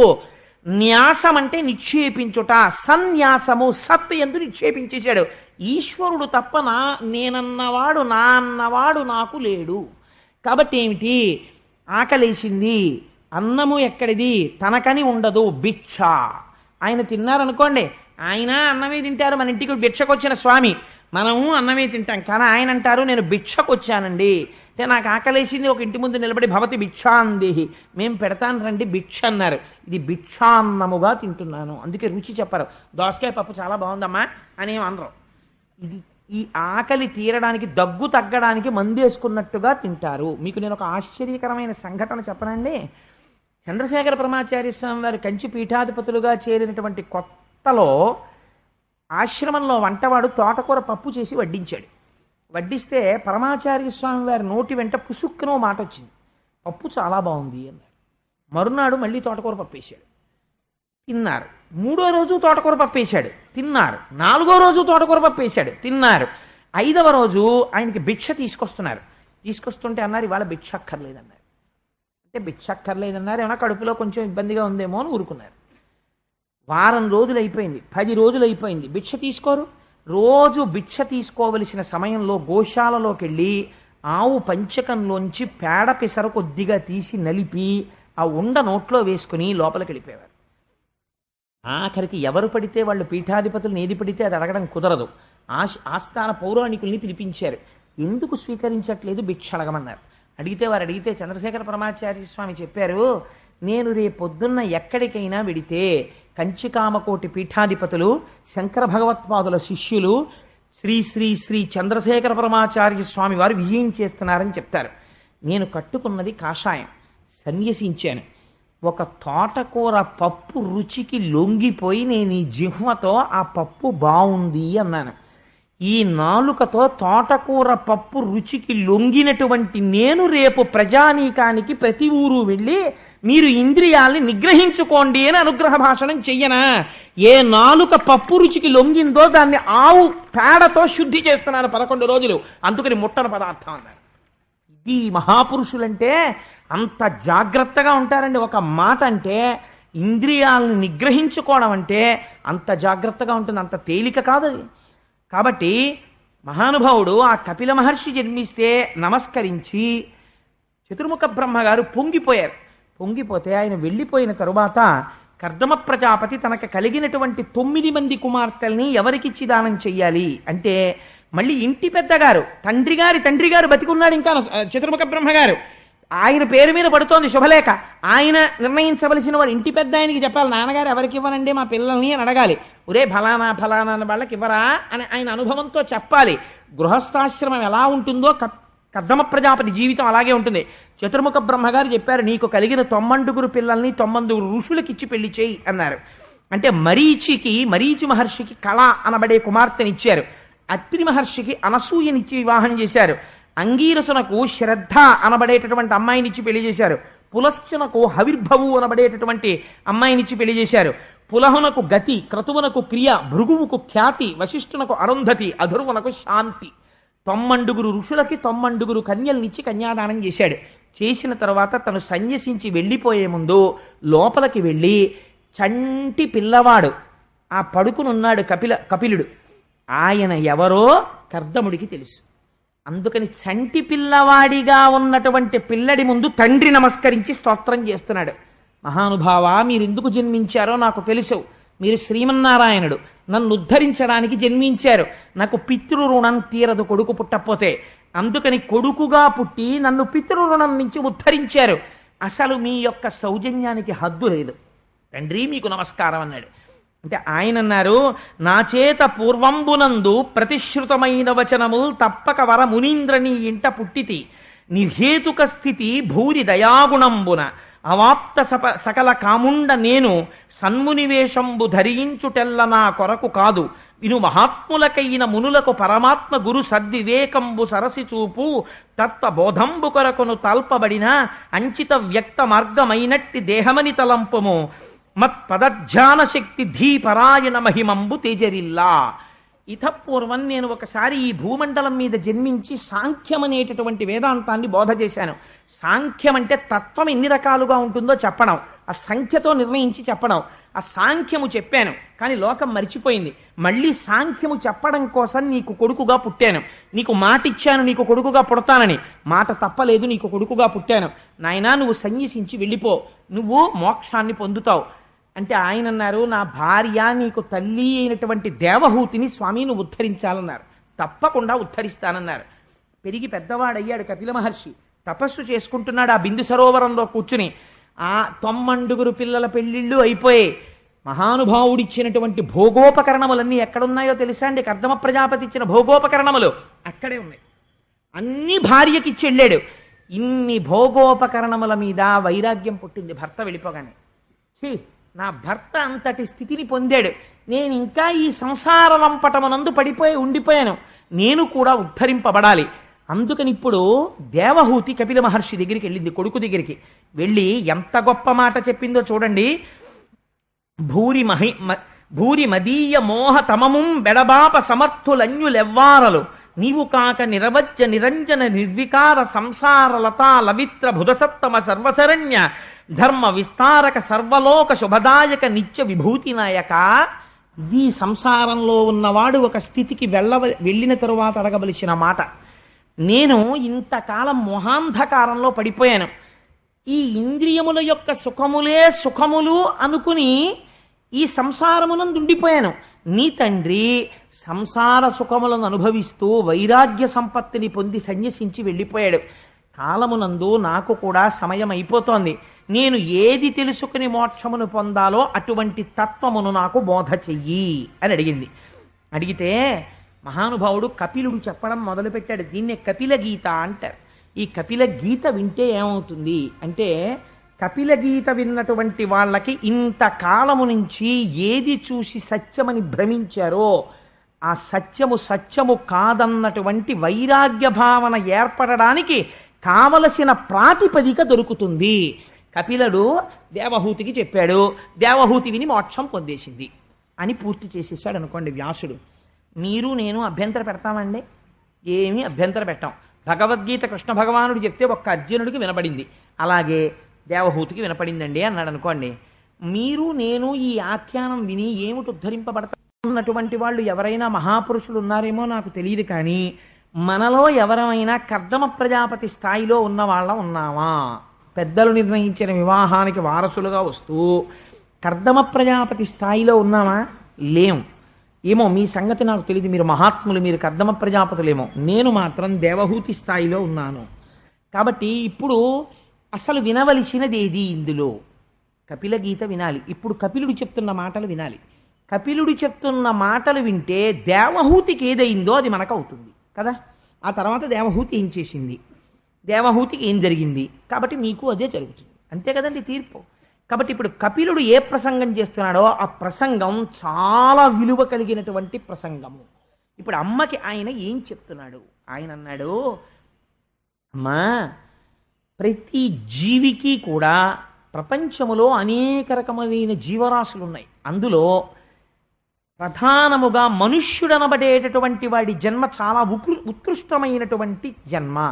ఎందుచేత అంత గొప్ప జన్మ అంటే, తరలాక్షి వినుమ చేతన దేహముల కంటే చేతన దేహముల్ శ్రేష్టము, అందు ప్రాణవంతంబులై స్పర్శజ్ఞానంబు కలుగు చైతన్య వృక్షముల కంటే ఘన రసజ్ఞాత సంకలిత చేతనులుత్తములు, రసజ్ఞానంబు కలుగు వాని కంటే గంధజ్ఞానంబు కలిత భృంగములు కడు శ్రేష్టములు, వానికంటే శబ్ద వేదులగుదురు శ్రేష్ఠులు, వెలయు శబ్ద విధుల కంటేను మరి రూపవేదులైన వాయసాదులు శ్రేష్టములు, వానికంటే వరుస బహుపాదలుత్తములు, వారికంటే తలప చతుష్పదులు అధికులు, దలకొని మరి వారికంటే పాదద్వయముంకల మనుజులు అఘతములి ములవారలయందు వర్ణములు నాల్గరయన్. ఆయన ఎంత గొప్ప మాట చెప్పాడో తెలుసా అండి? ఈ సృష్టిలో దేని బట్టి ఏది గొప్పదో చెప్తానమ్మా, నువ్వు కొంచెం జాగ్రత్తగా విను. ఏమిటి? ఈ దేహములు పొందినటువంటి వాళ్ళల్లో ప్రాణములు కలిగినటువంటివి మొదట శ్రేష్టములు. ఏవి ప్రాణములు కలిగినవి? చెట్లకి ప్రాణం ఉంది. చెట్లకి ప్రాణం ఉన్నా చెట్ల కన్నా గొప్పతనం ఉన్నదోటి ఉంది ప్రాణం ఉండి. ఎందుచేత అది గొప్పది అంటే, స్పర్శజ్ఞానము కలుగుట చేత వృక్షముల కంటే స్పర్శజ్ఞానం ఉన్నది గొప్పది. చెట్టుని పట్టుకుని మీరు నరికేస్తున్నారనుకోండి, స్పర్శజ్ఞానం ఉంటుంది, తెగుతూ ఉంటుంది. కానీ స్పర్శజ్ఞానం ఉన్నంత మాత్రాన నిజంగా స్పర్శజ్ఞానం ఉండి తెగిపోయి నరకపడుతుంటే దానికి ప్రాణమైతే ఉంది, కానీ ఆ నరకబడుతున్నప్పుడు దాని ఎందు విశేషమైనటువంటి ఖేదమో అరుపో బాధో కలుగుతుందని మీరు అనలేరు. ప్రాణము మాత్రం ఉన్నది. స్పర్శజ్ఞానం ఉన్నది ఎవరికి ఉన్నది అంటే, దీనికన్నా స్పర్శజ్ఞానము ఉన్న ప్రాణి ఏది ఉన్నదో అది ఉత్కృష్టము. అంటే చెట్టుకి లేదు, కానీ చెట్టు కన్నా ఒక బర్రె అలా వెళ్ళిపోతూ ఆ చెట్టుకేసి ఇలా ఒరుసుకుంటే నా దురద తీరుతుంది అనుకుందనుకోండి, స్పర్శజ్ఞానం ఉంది కాబట్టి ఆ ప్రాణి గొప్పది. స్పర్శజ్ఞానం ఉన్నదానికన్నా కూడా ఏది గొప్పది అంటే, రసజ్ఞానము కలిగినది గొప్పది. రుచి కూడా చెప్పగలిగిన ప్రాణి ఉంటే అది గొప్పది. రుచి కూడా చెప్పగలిగినటువంటి జ్ఞానము కంటే వాసన కూడా చెప్పగలిగినటువంటి భృంగములు గొప్పవి. అందుకే సువాసన కలిగిన చోటికి సీతాకోక చిలుకలు ఎగురుతాయి. అందుకని సువాసనని పసిగట్టగలిగినటువంటి భృంగములు గొప్పవి. దానికన్నా ఏది గొప్పది? శబ్దమును వినగలిగినటువంటి వాయసాదులు అంటే పక్షులు మొదలైనవి గొప్పవి. చప్పుడైతే అది ఇలా అంటుంది, అని చిన్న చప్పుడైతే ఎగిరిపోతుంది, కాబట్టి అది చప్పుడికి ప్రతిస్పందిస్తోంది. శబ్దమును వినగలిగినది గొప్పది. శబ్దమును వినగలిగిన దానికన్నా ఏది గొప్పది? అనేక పాదములు ఉన్నది గొప్పది. అదేమిటంటే అనేక పాదములు ఉన్నది ఉంటుందా అంటే ఉంటుంది. 8 పాదములు ఉన్నది ఉంటుంది ప్రపంచంలో, శరభం అంటారు, అది గొప్పది. దానికన్నా ఏది గొప్పది? 4 పాదములుండి సాధుత్వము కలిగినది గొప్పది. ఆవు, గేదె, గొర్రె, మేక ఇలాంటివి. 4 పాదములున్న కన్నా ఏది గొప్పది? 2 పాదములు ఉన్న మనిషి గొప్పవాడు. 2 పాదములున్న మనిషి సృష్టి యందు చాలా గొప్పవాడు. కానీ పాడైపోవడానికి కారణం ఏమిటో తెలుసా అమ్మా? నేను చెప్పేస్తాను, నువ్వు జాగ్రత్తగా వింటే నీకు అర్థమైపోతుంది అన్నాడు. ఇది సాంఖ్యం కదండి. ఆయన ఒక మాట చెప్పాడు, అసలమ్మా ఉన్నది ఈశ్వరుడు ఒక్కడే. ఆయనని ఏమని పిలుస్తారో తెలుసా? పురుషుడు అని పిలుస్తారు. ఆయన ఎక్కడుంటాడు? ఇక్కడ ఉంటాడు. ఆయన ఏం చేశాడంటే తను అర్థం కాకుండా ఉండడం కోసం త్రిగుణములతో కూడిన మాయా అన్న దానిని సృష్టించాడు. ఈ మాయలోంచి 24 తత్వములు వచ్చాయి. ఎంత గొప్ప గీత చెప్పేస్తున్నాడో చూడండి. 24 తత్వములు బయటికి వచ్చాయి. అందుకే సాంఖ్యం అని పేరు దానికి. 24 ఏమిటి? 5 మహాభూతములను సృష్టించాడు ముందు. అవే పృథివీ, ఆపస్, తేజో, వాయు, ఆకాశములు. ఈ 5ంటిని సృష్టించాడు ముందు. పృథివీ అంటే మట్టి, ఆపస్ నీరు, వాయువు గాలి, తేజస్ అగ్ని, ఆకాశము అంతటా నిండి ఉంటుంది. వీటికి కొన్ని లక్షణములను ఇచ్చాడు. ఈ లక్షణములను దాటడానికి వీల్లేదు. ఇది ఈశ్వర శాసనం. పృథివికి ఏ లక్షణం ఇచ్చాడో తెలుసా? అసలు మాయ అంతా ఎక్కడుంటుంది? పృథివిలోనే ఉంటుంది. ఏమిటో తెలుసా అండి పృథివికి ఉన్న గొప్పతనం? పృథివి మిగిలినటువంటి భూతములకన్నింటికీ ఆశ్రయం అవుతుంది. నీరు నిలబడాలి, ఎక్కడ నిలబడాలి? భూమి మీద నిలబడాలి. అగ్ని వెలగాలి, దేని మీద వెలగాలి? భూమి మీద వెలగాలి. గాలి వీచాలి, భూమి మీద వీచాలి. అన్ని భూతములకు భూమి ఆధారముగా ఉంటుంది. పృథివీకున్న గొప్పతనం ఏమి? ఒకే పృథివీ వికారమును చెందుతుంది. ఒక మట్టి, ఇంత మట్టి తీసుకుని కుమ్మరివాడు ఏం చేస్తాడంటే పెళ్లి కూతురు బొమ్మ చేస్తాడు. ఇంత మట్టి తీసుకుని పెళ్లి కొడుకు బొమ్మ చేస్తాడు. అక్కడ ఉన్న పిల్లవాడు ఒకడు వచ్చి అంటాడు, నాన్నగారండి నాన్నగారండి ఈయన మగపిల్లాడండి, నాన్నగారండి నాన్నగారండి ఇది ఆడపిల్లండి అంటాడు. ఆడపిల్ల మగపిల్లవాడు, స్త్రీ పురుషుడు, ఈ భేదము దేని వలన వచ్చినది?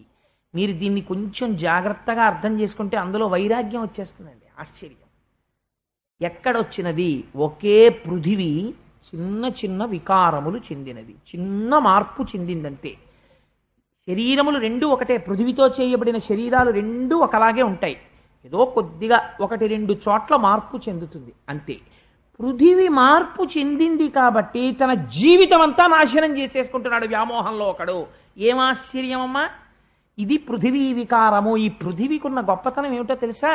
అంతటా ఉన్న ఆకాశమును ముక్కలైనట్టు చూపిస్తుంది. మీరు ఒక కుండ పెట్టారనుకోండి, కుండలో ఆకాశం ఉంటుంది.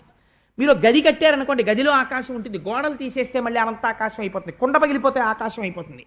ఘటాకాశం, మఠాకాశం ఇలా ఉంటుంది. నీరేం చేస్తుంది? తడుపుతుంది, మెత్తతనాన్ని తీసుకొస్తుంది, దాహం తీరుస్తుంది. అగ్ని ఏం చేస్తుంది? ఎండింప చేస్తుంది, కాలుస్తుంది, దాహం వేసి ఆకలేసేటట్టు చేస్తుంది. వాయువు ఏం చేస్తుంది? ఇక్కడ అక్కడ అని లేకుండా చొరబడగలదు. ఒక చోటి నుంచి ఒక చోటికి వెళ్ళిపోతుంది. తేలికైన వాటిని ఓ చోట కుప్ప పెడుతుంది. ఒక్కొక్కసారి విరగ్గొట్టేస్తుంది, ప్రభంజనం అయిపోయి చెట్లని విరగ్గొడుతుంది. ఒక్కొక్కసారి అన్నింటినీ అన్ని వైపులకి చిమ్మేస్తుంది. ఇలా చెయ్యగలిగినది గాలి. ఒకటి చేసేది ఒకటి చెయ్యదు. ఈ 5ంటిని పంచమహాభూతములుగా నిర్మించాడు. ఈ పంచభూతములను నిర్మించిన వాడు అక్కడతో ఊరుకోలేదు. పంచభూతములను నిర్మించి పిండాండములో 5 కర్మేంద్రియములను సృష్టించాడు. వీటికి ఏమి జ్ఞానం ఉండదు. కాళ్ళు, చేతులు 2, నోరు 3, మలద్వారము 4, మూత్రద్వారము 5 కర్మేంద్రియాలు. 5 జ్ఞానేంద్రియాలను సృష్టించాడు. అవే కన్ను, ముక్కు, చెవు, నాలుక, చర్మము. ఈ 5ంటిని సృష్టించాడు. ఇప్పటికి 15 అయ్యాయి. ఇప్పుడు పెద్ద ఆట ఆడాడు ఆయన. ఇప్పుడు ఆయన ఆడిన ఆట ఏమిటో తెలుసా అమ్మా? ఆయన తెలియకుండా ఉండడం కోసమని ఆయనే ఇక్కడ కూర్చుని ఆయనే వీటన్నిటిలోకి ప్రవహిస్తున్నాడు. ప్రవహిస్తూ ఒక గమ్మత్తు చేశాడమ్మా. ఇది ఎవడు తెలుసుకుంటున్నాడో వాడికి వైరాగ్యం వస్తోంది అన్నాడు. ఏది తెలుసుకోవాలి? మీరు కొంచెం జాగ్రత్తగా ఆలోచించాలి. ఇది బయట భూమి ఉంది కదండి, ఇక్కడ భూమి లేదండి, ఇదంతా భూమి ఉంది, పృథివీ. ఈ పృథివికి ఒక తన్మాత్రని సృష్టించాడు ఆయన. ఏమిటా తన్మాత్ర అంటే? సూక్ష్మభూతం అంటారు దాన్ని. ఏమిటది అంటే పృథివికి వాసన ఉంటుంది. అందుకే మీరు ఎండిపోయిన నేల మీద నీళ్లు పోశారనుకోండి, కమ్మటి వాసన వస్తుంది. పృథివికి వాసన ఉంటుంది. పృథివికి వాసన అన్న తన్మాత్రని సృష్టించి వాసన పట్టుకోవడానికి ఈ శరీరంలో ఒక కేంద్రాన్ని పెట్టాడు, రాడారు పెట్టినట్టు. అది ఎక్కడుంది? ముక్కు. ఈ ముక్కు జ్ఞానేంద్రియం ఇదేం చేస్తుంది? పృథివిలోంచి వస్తున్న వాసనలు పసిగడుతూ ఉంటుంది. అలాగే నీటికి రుచిని పెట్టాడు, పోషించగలిగిన శక్తి పెట్టాడు. ఆ రుచిని పట్టుకోవడానికి ఇక్కడ నాలుకని పెట్టాడు.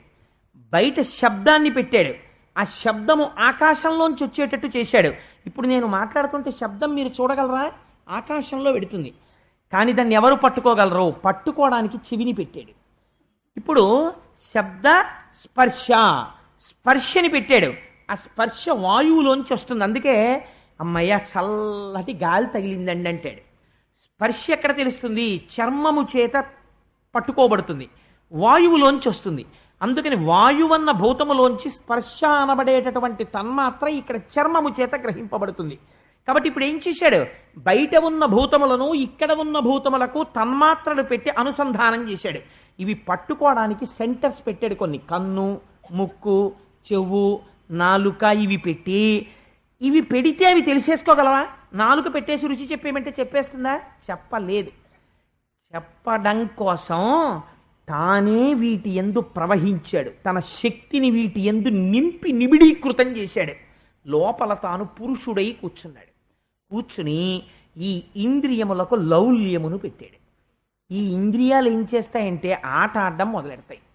ఎప్పుడు చూసిందే చూడు, విన్నదే విను, ముట్టుకున్నది ముట్టుకో, వాసన చూసింది చూడు, ఆ రుచిని మళ్ళీ తెచ్చిపెట్టు అని ఇంద్రియాలు ఆడడం మొదలు పెడతాయి.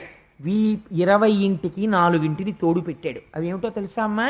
ఇలా ఎప్పుడో చేసిన దాన్ని మళ్ళీ గుర్తు తెచ్చుకునేది చేయమండం, ఇప్పుడు మళ్ళీ కొత్తగా ఓ పని చేయమండం. ఇలా 2 పనులు చేసేదాన్ని సంకల్ప వికల్ప సంఘాతం అంటారు. అది మనస్సు. ఈ మనస్సు ఒక ఆలోచన చెప్తుంది, ఇది చెయ్యి అంటుంది. చెయ్యనా వద్దా ఒకరు నిర్ణయిస్తారు, అది బుద్ధి. ఈ చిత్తము, మనస్సు, బుద్ధి, దీనికి చిత్తం అనేటటువంటి దాని నోటి తోడు తెచ్చాడు. ఈ చిత్తం అంటే ఏమిటో తెలుసా అండి?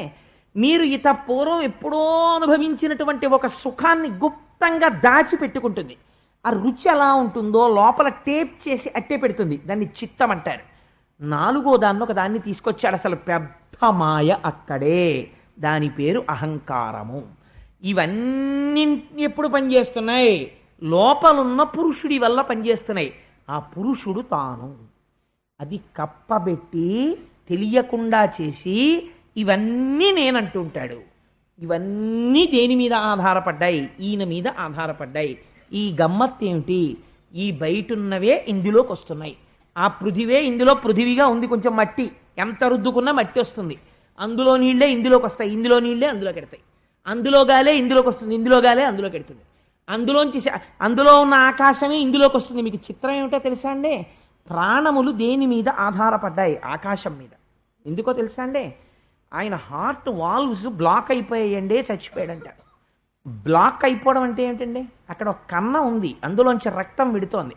అదే ఆకాశం. ఆ ఆకాశం పూడుకుపోయిందనుకోండి, ప్రాణం పోతుంది. ఆకాశము, ప్రాణము, వాయువు రెండూ కలిసి ఉంటాయి. ఉంటే ఈ శరీరము బయట ప్రపంచంతో ఎంతకాలము అనుసంధానము జరుగుతుందో అంతకాలము బ్రతికి ఉన్నాడంటారు. ఈయన లోపల నుంచి వెళ్ళిపోతే అనుసంధానం ఆగిపోతుంది. ఆగిపోతే ఏమైంది? చచ్చిపోయాడని అంటారు. కానీ మనిషి అసలు లోపల ఉండి అన్నింటినీ గుర్తుపడుతున్నవాడోడున్నాడు. వాడికి ఈ సుఖదుఖాలు వేటితో సంబంధము లేదు. ఎంత గమ్మత్తో తెలుసా అండి? మీరు ప్రతిరోజు చెప్పేస్తారు ఈ విషయాన్ని. ఈ మోకాలు నాకు నొప్పెడుతోంది అనుకోండి, డాక్టర్ గారి దగ్గరికి వెళ్ళి, డాక్టర్ గారు నేను నొప్పిగా ఉన్నానండి అన్నాం. ఏమంటాను? డాక్టర్ గారు ఈ మోకాలు నొప్పెడుతోందండి అంటాను. ఈ మోకాలు నొప్పెడుతోందండి అంటే నేను వేరు, ఈ మోకాలు వేరు కదా. డాక్టర్ గారు ఏమిటో కానండి, ఈ మధ్య ఈ శరీరానికి కొంచెం తేడాగా ఉంటోందండి, తలకాయ నొప్పిగా ఉంటోందండి, లేకపోతే మాట్లాడుతున్నప్పుడు గొంతు నొప్పెడుతోందండి, పూర్వంలా ఉండట్లేదు అంటాడు. అంటే గొంతు నొప్పిగా ఉన్నది అని తెలుసుకుంటున్నది ఒకటి ఉంది, దానికి ఏ నొప్పి లేదు. ఇది నొప్పిగా ఉన్నదని తెలుసుకుంటోంది. ఇప్పుడు గొంతుకి నొప్పి లేదు అని తెలుసుకుంటోంది. గొంతుకి నొప్పి లేనప్పుడు దానికి నొప్పి లేదు, గొంతు నొప్పిగా ఉన్నప్పుడు దానికి నొప్పి లేదు. అది సుఖదుఖములకు అతీతముగా, అరేరే చన్నీళ్ళు పోసుకోకుండా వేడినీళ్ళు మీదోసేసుకున్నావురా, ఒళ్ళు కాలిందిరా అని తెలుసుకుంటోంది. అయ్యో కాసిన చన్నీళ్ళు కలపరా అంటోంది. కలిసిన నీళ్ళు ఇప్పుడు కావలసినంత వేడిలో ఉన్నాయిరా అని తెలుసుకుంటోంది. ఇవన్నీ తెలుసుకుంటున్నదేదో ఆ తెలుసుకున్నటువంటి ప్రజ్ఞ నీవు. అయితే అది వదిలిపెట్టేసి అవన్నీ ప్రసరిస్తున్న శరీరం ఏదుందో ఆ శరీరమును పట్టుకుని ఇది నేను ఇది నేను ఇది నేను అని మాయలో ఉన్నాడు. కాబట్టి ఏం చేస్తాడు? దీనికి ఏది సుఖమో అది సుఖం అనుకుంటున్నాడు, దీనికి ఏది దుఃఖమో అది దుఃఖం అనుకుంటున్నాడు. కాబట్టి దీనికి ఏది సుఖం? ఇది ఎప్పుడూ కూడా మార్చి మార్చి సుఖస్థానాల్ని మారుస్తుంది. ఏసీ ఉంటే బాగుండంటుంది, పడిశం పట్టిన తర్వాత అబ్బా బయటే పడుకుంటానంటుంది. కాబట్టి ఏమైంది? దీని సుఖము దీని దుఃఖమునకు వశుడవుతున్నాడు. ఇలా అయిపోతే ఏమైపోతుందో తెలుసా అమ్మా? ఇక్కడ ఉన్న పురుషుడు ఒక గమ్మత్తు చేస్తాడు. ఇక్కడ పురుషుడే బయట కాలముగా ఉంటాడు. ఇక్కడ వీడిని పసిగట్టలేవు, బయట కాలాన్ని ఆపలేవు. రెండూ నీ అధీనముల నుంచి దాటిపోతున్నాయి. నువ్వు తెలుసుకోవట్లేదు, ఎప్పుడు వెనక్కి వెళ్ళటలేదు. ఈ కాలమునందు ఏమైపోతుంది? ఒక భయంకరమైన మాట చెప్పాడండి. నిజంగా ఆ మాట చెప్తే మీరు కొంచెం, నేను అంత వ్యగ్రతతో చెప్పలేను, కానీ మీరు కపిలగీత చదివితే కించిత్ భయం వేస్తుంది కూడా. ఈ శరీరము జర్జరీభూతమైపోతుందమ్మా. ఈ కర్మేంద్రియములకు ఉండే పటుత్వము ఉండదు. క్రమంగా ఏమైపోతుంది? ఈ శరీరములో కపవాత పైత్యములు పెరిగిపోతాయి. శరీరమంతా శ్లాష్మముతో నిండిపోతుంది. తిన్న పదార్థమును జఠరాగ్ని జీర్ణము చెయ్యదు. శరీరము ఇంకా లోపలికి పుచ్చుకోవడం మానేస్తుంది. నోటి వెంట మాట రావడం ఆగిపోతుంది. అప్పుడు వీడు ఒక శయ్యాగతుడై ఉండిపోతాడు. ఎందుకని? అసలు తత్వ విచారణ తానెన్నడూ చెయ్యలేదు. నేను నాది ఈ రెండు మాటలు పట్టుకున్నాడు. తను ఎంత అశాశ్వతమో తన చుట్టూ ఉన్న అనుబంధములు అంత అశాశ్వతములే అని తెలుసుకోలేకపోయాడు. ఊరికే పాపకర్మలన్నీ చేసి తీసుకొచ్చి ఇంట్లో పెట్టాడు. కానీ ఇప్పుడు ఈ పాపకర్మల యొక్క ఫలితమును అనుభవించవలసిన రోజు ఒకటి వస్తుంది. ఆ రోజున ఏ దర్శనమవుతుందో తెలుసా? దూతలు వస్తారు, యమదూతలు. వాళ్ళ ఆకారములు పరమ భయంకరములై ఉంటాయి. ఆ ఆకారములను చూస్తూనే కనుగుడ్లు అలా నిలబడిపోతాయి. భయమును పొందేస్తాడు. ఒకే ఒక ప్రాణవాయువు మిగిలిపోతుంది. అది పరిగెత్తి పరిగెత్తి పరిగెత్తి పరిగెత్తి ఎటు నుంచి వెళ్ళిపోవాలో తెలియక కళ్ళల్లోంచి వెళ్ళిపోవచ్చు, చెవుల్లోంచి వెళ్ళిపోవచ్చు, ముక్కులోంచి వెళ్ళిపోవచ్చు, అపానద్వారంలోంచి వెళ్ళిపోవచ్చు, ఎటి నుంచో అటు నుంచి నిర్గమిస్తుంది. నిర్గమించిన తరువాత భటులు పట్టుకుంటారు ఆ సూక్ష్మ శరీరాన్ని. పట్టుకుని తీసుకెళ్లడం మొదలు పెడతారు. తీసుకెళ్లేటప్పుడు ఏం చేస్తారో తెలుసా? నీవు చేసిన పాపముల చిట్టా చెప్పి తీసుకెడతారు. వాళ్ళే నిష్కారణంగా తీసుకెళ్లరు. నీకు శరీరమిస్తే, ఇంద్రియములనిస్తే, తెలుసుకోగలిగిన బుద్ధినిస్తే వెనక్కి తిరిగి ఈశ్వరుడిని నువ్వు చూడలేదు. చూడకపోవడం వల్ల ఏమైంది? నిన్నిప్పుడు ఏం చేస్తున్నామో తెలుసా? నడు అని మండిపోతున్న ఇసక మీద గాఢాంధకారంలో నీటి చుక్క ఇవ్వకుండా వీపు మీద కొరడాలు కొడుతూ కొన్ని రోజుల పాటు నడిపించి తీసుకుని వెడతారు. తీసుకెళ్లి కాలిపోతున్నటువంటి ఇనప స్తంభమునకు వేసి కట్టేస్తారు సూక్ష్మ శరీరాన్ని. దానికి ఒక శరీరం ఇస్తారు. అది తప్తమైపోతుంటుంది చేసిన పాపానికి. అప్పుడు ముంతురు తప్తతోయముల మొత్తురు ఉగ్ర గదాసిధారలన్ త్రింతురు పొట్ట ప్రేవులు వధింతురు మీద నిభేంద్ర పంక్తి నొప్పింతురు ఘోరభంగి కంపింతురు పముల కరిపింతురు పముల చేత బిట్టు ద్రొవ్వింతురు మీద గుండ్లు తినిపింతురు దేహము కోసి కండలన్. అగ్నిహోత్రంలో పారేస్తారు. అక్కడే కట్టేసి కత్తి తెచ్చి శరీరపు కండ కోసి తినరా అని మనకే పెడతారు. అప్పుడు ఆ కండ తానే తింటాడు. లేకపోతే కొంతమందిని కూర్చోపెట్టి కండలు కోసుకు తినండి అంటే వాళ్ళు ఆ కండలు కోసుకుని తింటూ ఉంటారు. చేసిన పాపమును చెప్తారు, చెప్పి శిక్ష వేస్తుంటారు. ఆనాడు నువ్వు చేసిన పాపము యొక్క ఫలితమును కిందనున్న వాళ్ళు అనుభవిస్తుంటారు సుఖముగా. పాపమునకు ఫలితమును నువ్వు ఒక్కడివి అనుభవిస్తుంటావు. ఇలా అయిపోకుండా ఉండాలంటే అమ్మా ఒక్కటే ఒక మార్గం ఉన్నది. ఏమిటో తెలుసా? అందరూ అంతటా నిండి ఉన్నటువంటి పరమాత్మ దర్శనము చేయలేరు. అది యథార్థము. కాబట్టి నువ్వేం చేస్తావు? అంతటా నిండిన వాడను నువ్వు చూడలేవు. కాబట్టి ఆ స్వామి పరమభక్తులైన వారిని ఉద్ధరించడానికి ఒక మూర్తిగా వచ్చి నిలబడినాడు. ఒక మూర్తిని నీ హృదయ స్థానమునందు నిక్షేపించు, ఇక్కడ పెట్టుకో. ధ్యానం అంటే ఎలా ఉండాలో తెలుసా? పరమ సంతోషంతో నీ మనస్సుని ఆయన పాదార విందముల దగ్గర చేర్చు. నువ్వు ఎక్కడైనా ఉండు, దానికి సమస్య లేదు. నువ్వు ఇలా కూర్చుని రైల్లో వెళ్ళిపోతూ కళ్ళు మూసుకుని నువ్వు కూర్చుంటే త్రిభంగి స్వరూపంలో నడుం కొంచెం ఇలా ఉంచి చిరునవ్వు నవ్వుతూ మంచి యవ్వనంలో ఉండి కొద్దిగా పళ్ళు కనపడుతుండగా ఎడమ చేతితో వేణువుని పట్టుకుని కుడి చేతితో దాని రంధ్రములను తన వేళ్లతో మూస్తూ ఆ వేణువు చివర వ్రేలాడుతున్నటువంటి కుచ్చుతో ఒక కుడికాలు మీద తాను నించుని సోయగంగా ఎడంకాలు పైకెత్తితే అందులో పద్మరేఖ, ఆ పద్మము, హలము మొదలైనటువంటి అమృతభాండము మొదలైనటువంటి గుర్తులు కలిగినటువంటి ఆ శ్రీపాదమును సేవించు.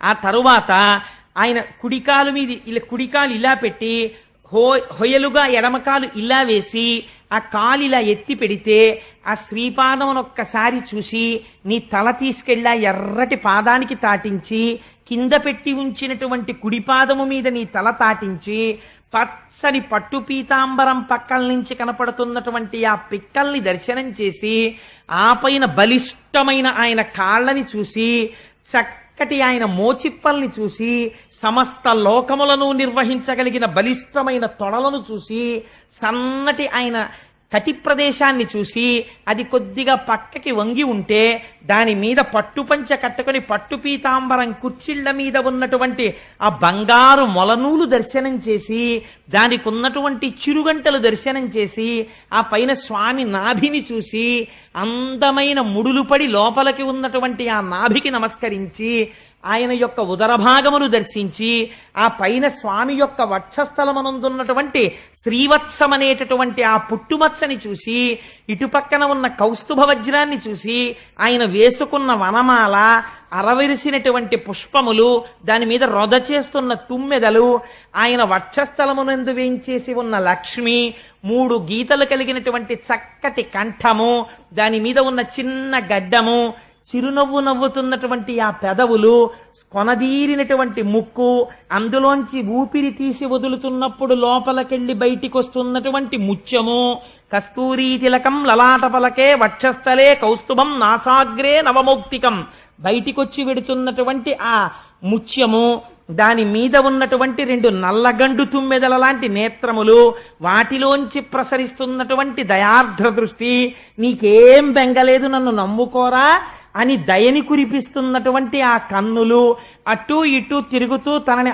ఆర్తితో పిలుస్తున్న వాళ్ళని రక్షించేటటువంటి కనుగుడ్లు, దాని మీద ఉన్నటువంటి మన్మథ చాపముల వంటి ఆ కనుబొమలు, దాని మీద విశాలమైనటువంటి లలాటము, దాని మీద పెట్టుకున్న కస్తూరి బొట్టు, ఆ పైన ఉన్నటువంటి కిరీటము, దాని మీద ఉన్న పింఛము, ఆయనకున్నటువంటి 2 బాహువులు, ఏనుగుల యొక్క తొండముల వంటి ఆ బాహువులు, ఎడమ చేతిలో పట్టుకున్న వేణువు, పైన కుడి చేతితో మూసిన రంధ్రములు, ఆ నల్లటి చక్కటి మేఘము వంటి రంగు కలిగిన చల్లటి చెయ్య, ఈ చెయ్యే కదా స్వామి లోకములను రక్షించినది, దానికి ఉన్న తెల్లటి గోళ్ళు, ఆ గోళ్లల్లోంచి వస్తున్న ఎర్రటి కాంతులు, ఆ స్వామి యొక్క మూర్తిని ఆపాదమస్తకము పైనుంచి కిందకి, కింద నుంచి పైకి చూస్తూ ధ్యానమునందు మగ్నుడవై నీ మనస్సు అనేటటువంటి తుమ్మెదని ఆయన దగ్గర చేర్చడం మొదలు పెడితే, ఇక్కడున్నవాణ్ణే అక్కడ చూస్తున్నావమ్మా, అందుకు కోసం విగ్రహారాధన వచ్చినది. పూజామందిరంలో పూజ కాదు, నువ్వు చూస్తున్న కృష్ణుణ్ణి ఇక్కడ నువ్వు వర్ణించగలవా? ఇలా నీకు ఆపాదమస్తకం చూడడం వస్తే అథాంగ పూజ. చేతిలో పువ్వు పట్టుకుని పాదవు పూజయామి అనేటప్పటికీ స్వామి పాదములు కనబడాలి. ఒక రోజున త్రిభంగి స్వరూపంతో ఇలా ఎత్తిన కాలు చూశావు, 2వ రోజున 2 పాదములు ఇలా పెట్టుకుని చిన్న కృష్ణుడై యశోద దగ్గరికి వచ్చి, ఏది మన్ను తిన్నావుట అంటే నేను తినలేదమ్మా అని ఇలా హుంకరిస్తున్నటువంటి చిన్ని కృష్ణుణ్ణి అప్పటిదాకా ఆడుకునొచ్చి ఒళ్ళంతా మట్టి పట్టేసి అమ్మ కట్టిన పీతాంబరం, అమ్మ వేసిన ముడి, దాని చుట్టూ ఉన్న ముత్యాల సరాలు, అందులో పెట్టుకున్న ఓ నెమలీక, అడవి పువ్వుల దండ, ఒంటి నిండా మట్టి, ఆ చక్కటి శ్రీపాదములు, అమ్మ కట్టినటువంటి గజ్జెలు, ఓ చిన్ని పాదాలు, ఆ సన్నటి కాళ్ళు, బుజ్జి బుజ్జి మోచిప్పలు, కట్టుకున్న చిన్న పంచ, ఓ చిన్ని కడుపు, ఆ కడుపులో సమస్త లోకాలు, ఓ ఇంత గుండెకాయ, ఆ గుండెల మీద ఆ వక్షస్థలం, ఆ వక్షస్థలం మీద అమ్మ యశోద వేసినటువంటి ఆ ముత్యాల హారాలు, ఆ బంగారు నగలు, చిన్ని కంఠం, చిన్ని నోరు, సొట్ట ఉన్న గడ్డం, అమ్మ పెట్టిన దిష్టి చుక్క, ఏమీ తెలియని వాళ్ళ ఇలా ఇలా పెట్టి అమ్మా నేనే తప్పు చేయలేదమ్మా అని భయం నటిస్తున్న కళ్ళు ఆ పిల్లాన్ని చూసి ఉండలేక ధ్యానంలో నువ్వు గభాలన కౌగిలించేసుకుని గట్టిగా పట్టేసుకుని కృష్ణయ్య కృష్ణయ్య నల్లనయ్య ఎంత బాగున్నావురా అని ఇంత స్వామి అని నువ్వు మర్చిపోయి నీ కొడుకు అనుకుని గట్టిగా కౌగలించేసుకుని ఎంత ముద్దొచ్చేస్తున్నావు స్వామి అని రెండు బుగ్గల మీద ముద్దులెట్టేసుకుంటే అబ్బా వదులు వదులు అని ఇలా అంటుంటే ఆ బుగ్గలు ఎరుపెక్కిపోతుంటే ఆ చేతులు చూసి నన్ను వదులు కోటేశ్వరరావు నన్ను వదులు కోటేశ్వరరావు అని ఇలా అంటుంటే ఆ చిన్ని చిన్ని చేతులు నీ భుజాల మీద పడుతుంటే నువ్వు ధ్యానంలో సంతోషపడిపోతూ ఆనందమగ్నుడవై కూర్చుండిపోతే అమ్మా ఒకనాడు తెలియక నీ మనస్సు ధ్యానము ధ్యానింపబడుతున్న వస్తువు ధ్యానము చేస్తున్నవాడు అని మూడు లేక నీవే కృష్ణుడవై రమించి కన్నుల వెంట బాష్పధారలు కారిపోతుండగా ఆనందమగ్నుడవై నిలబడిపోతావు.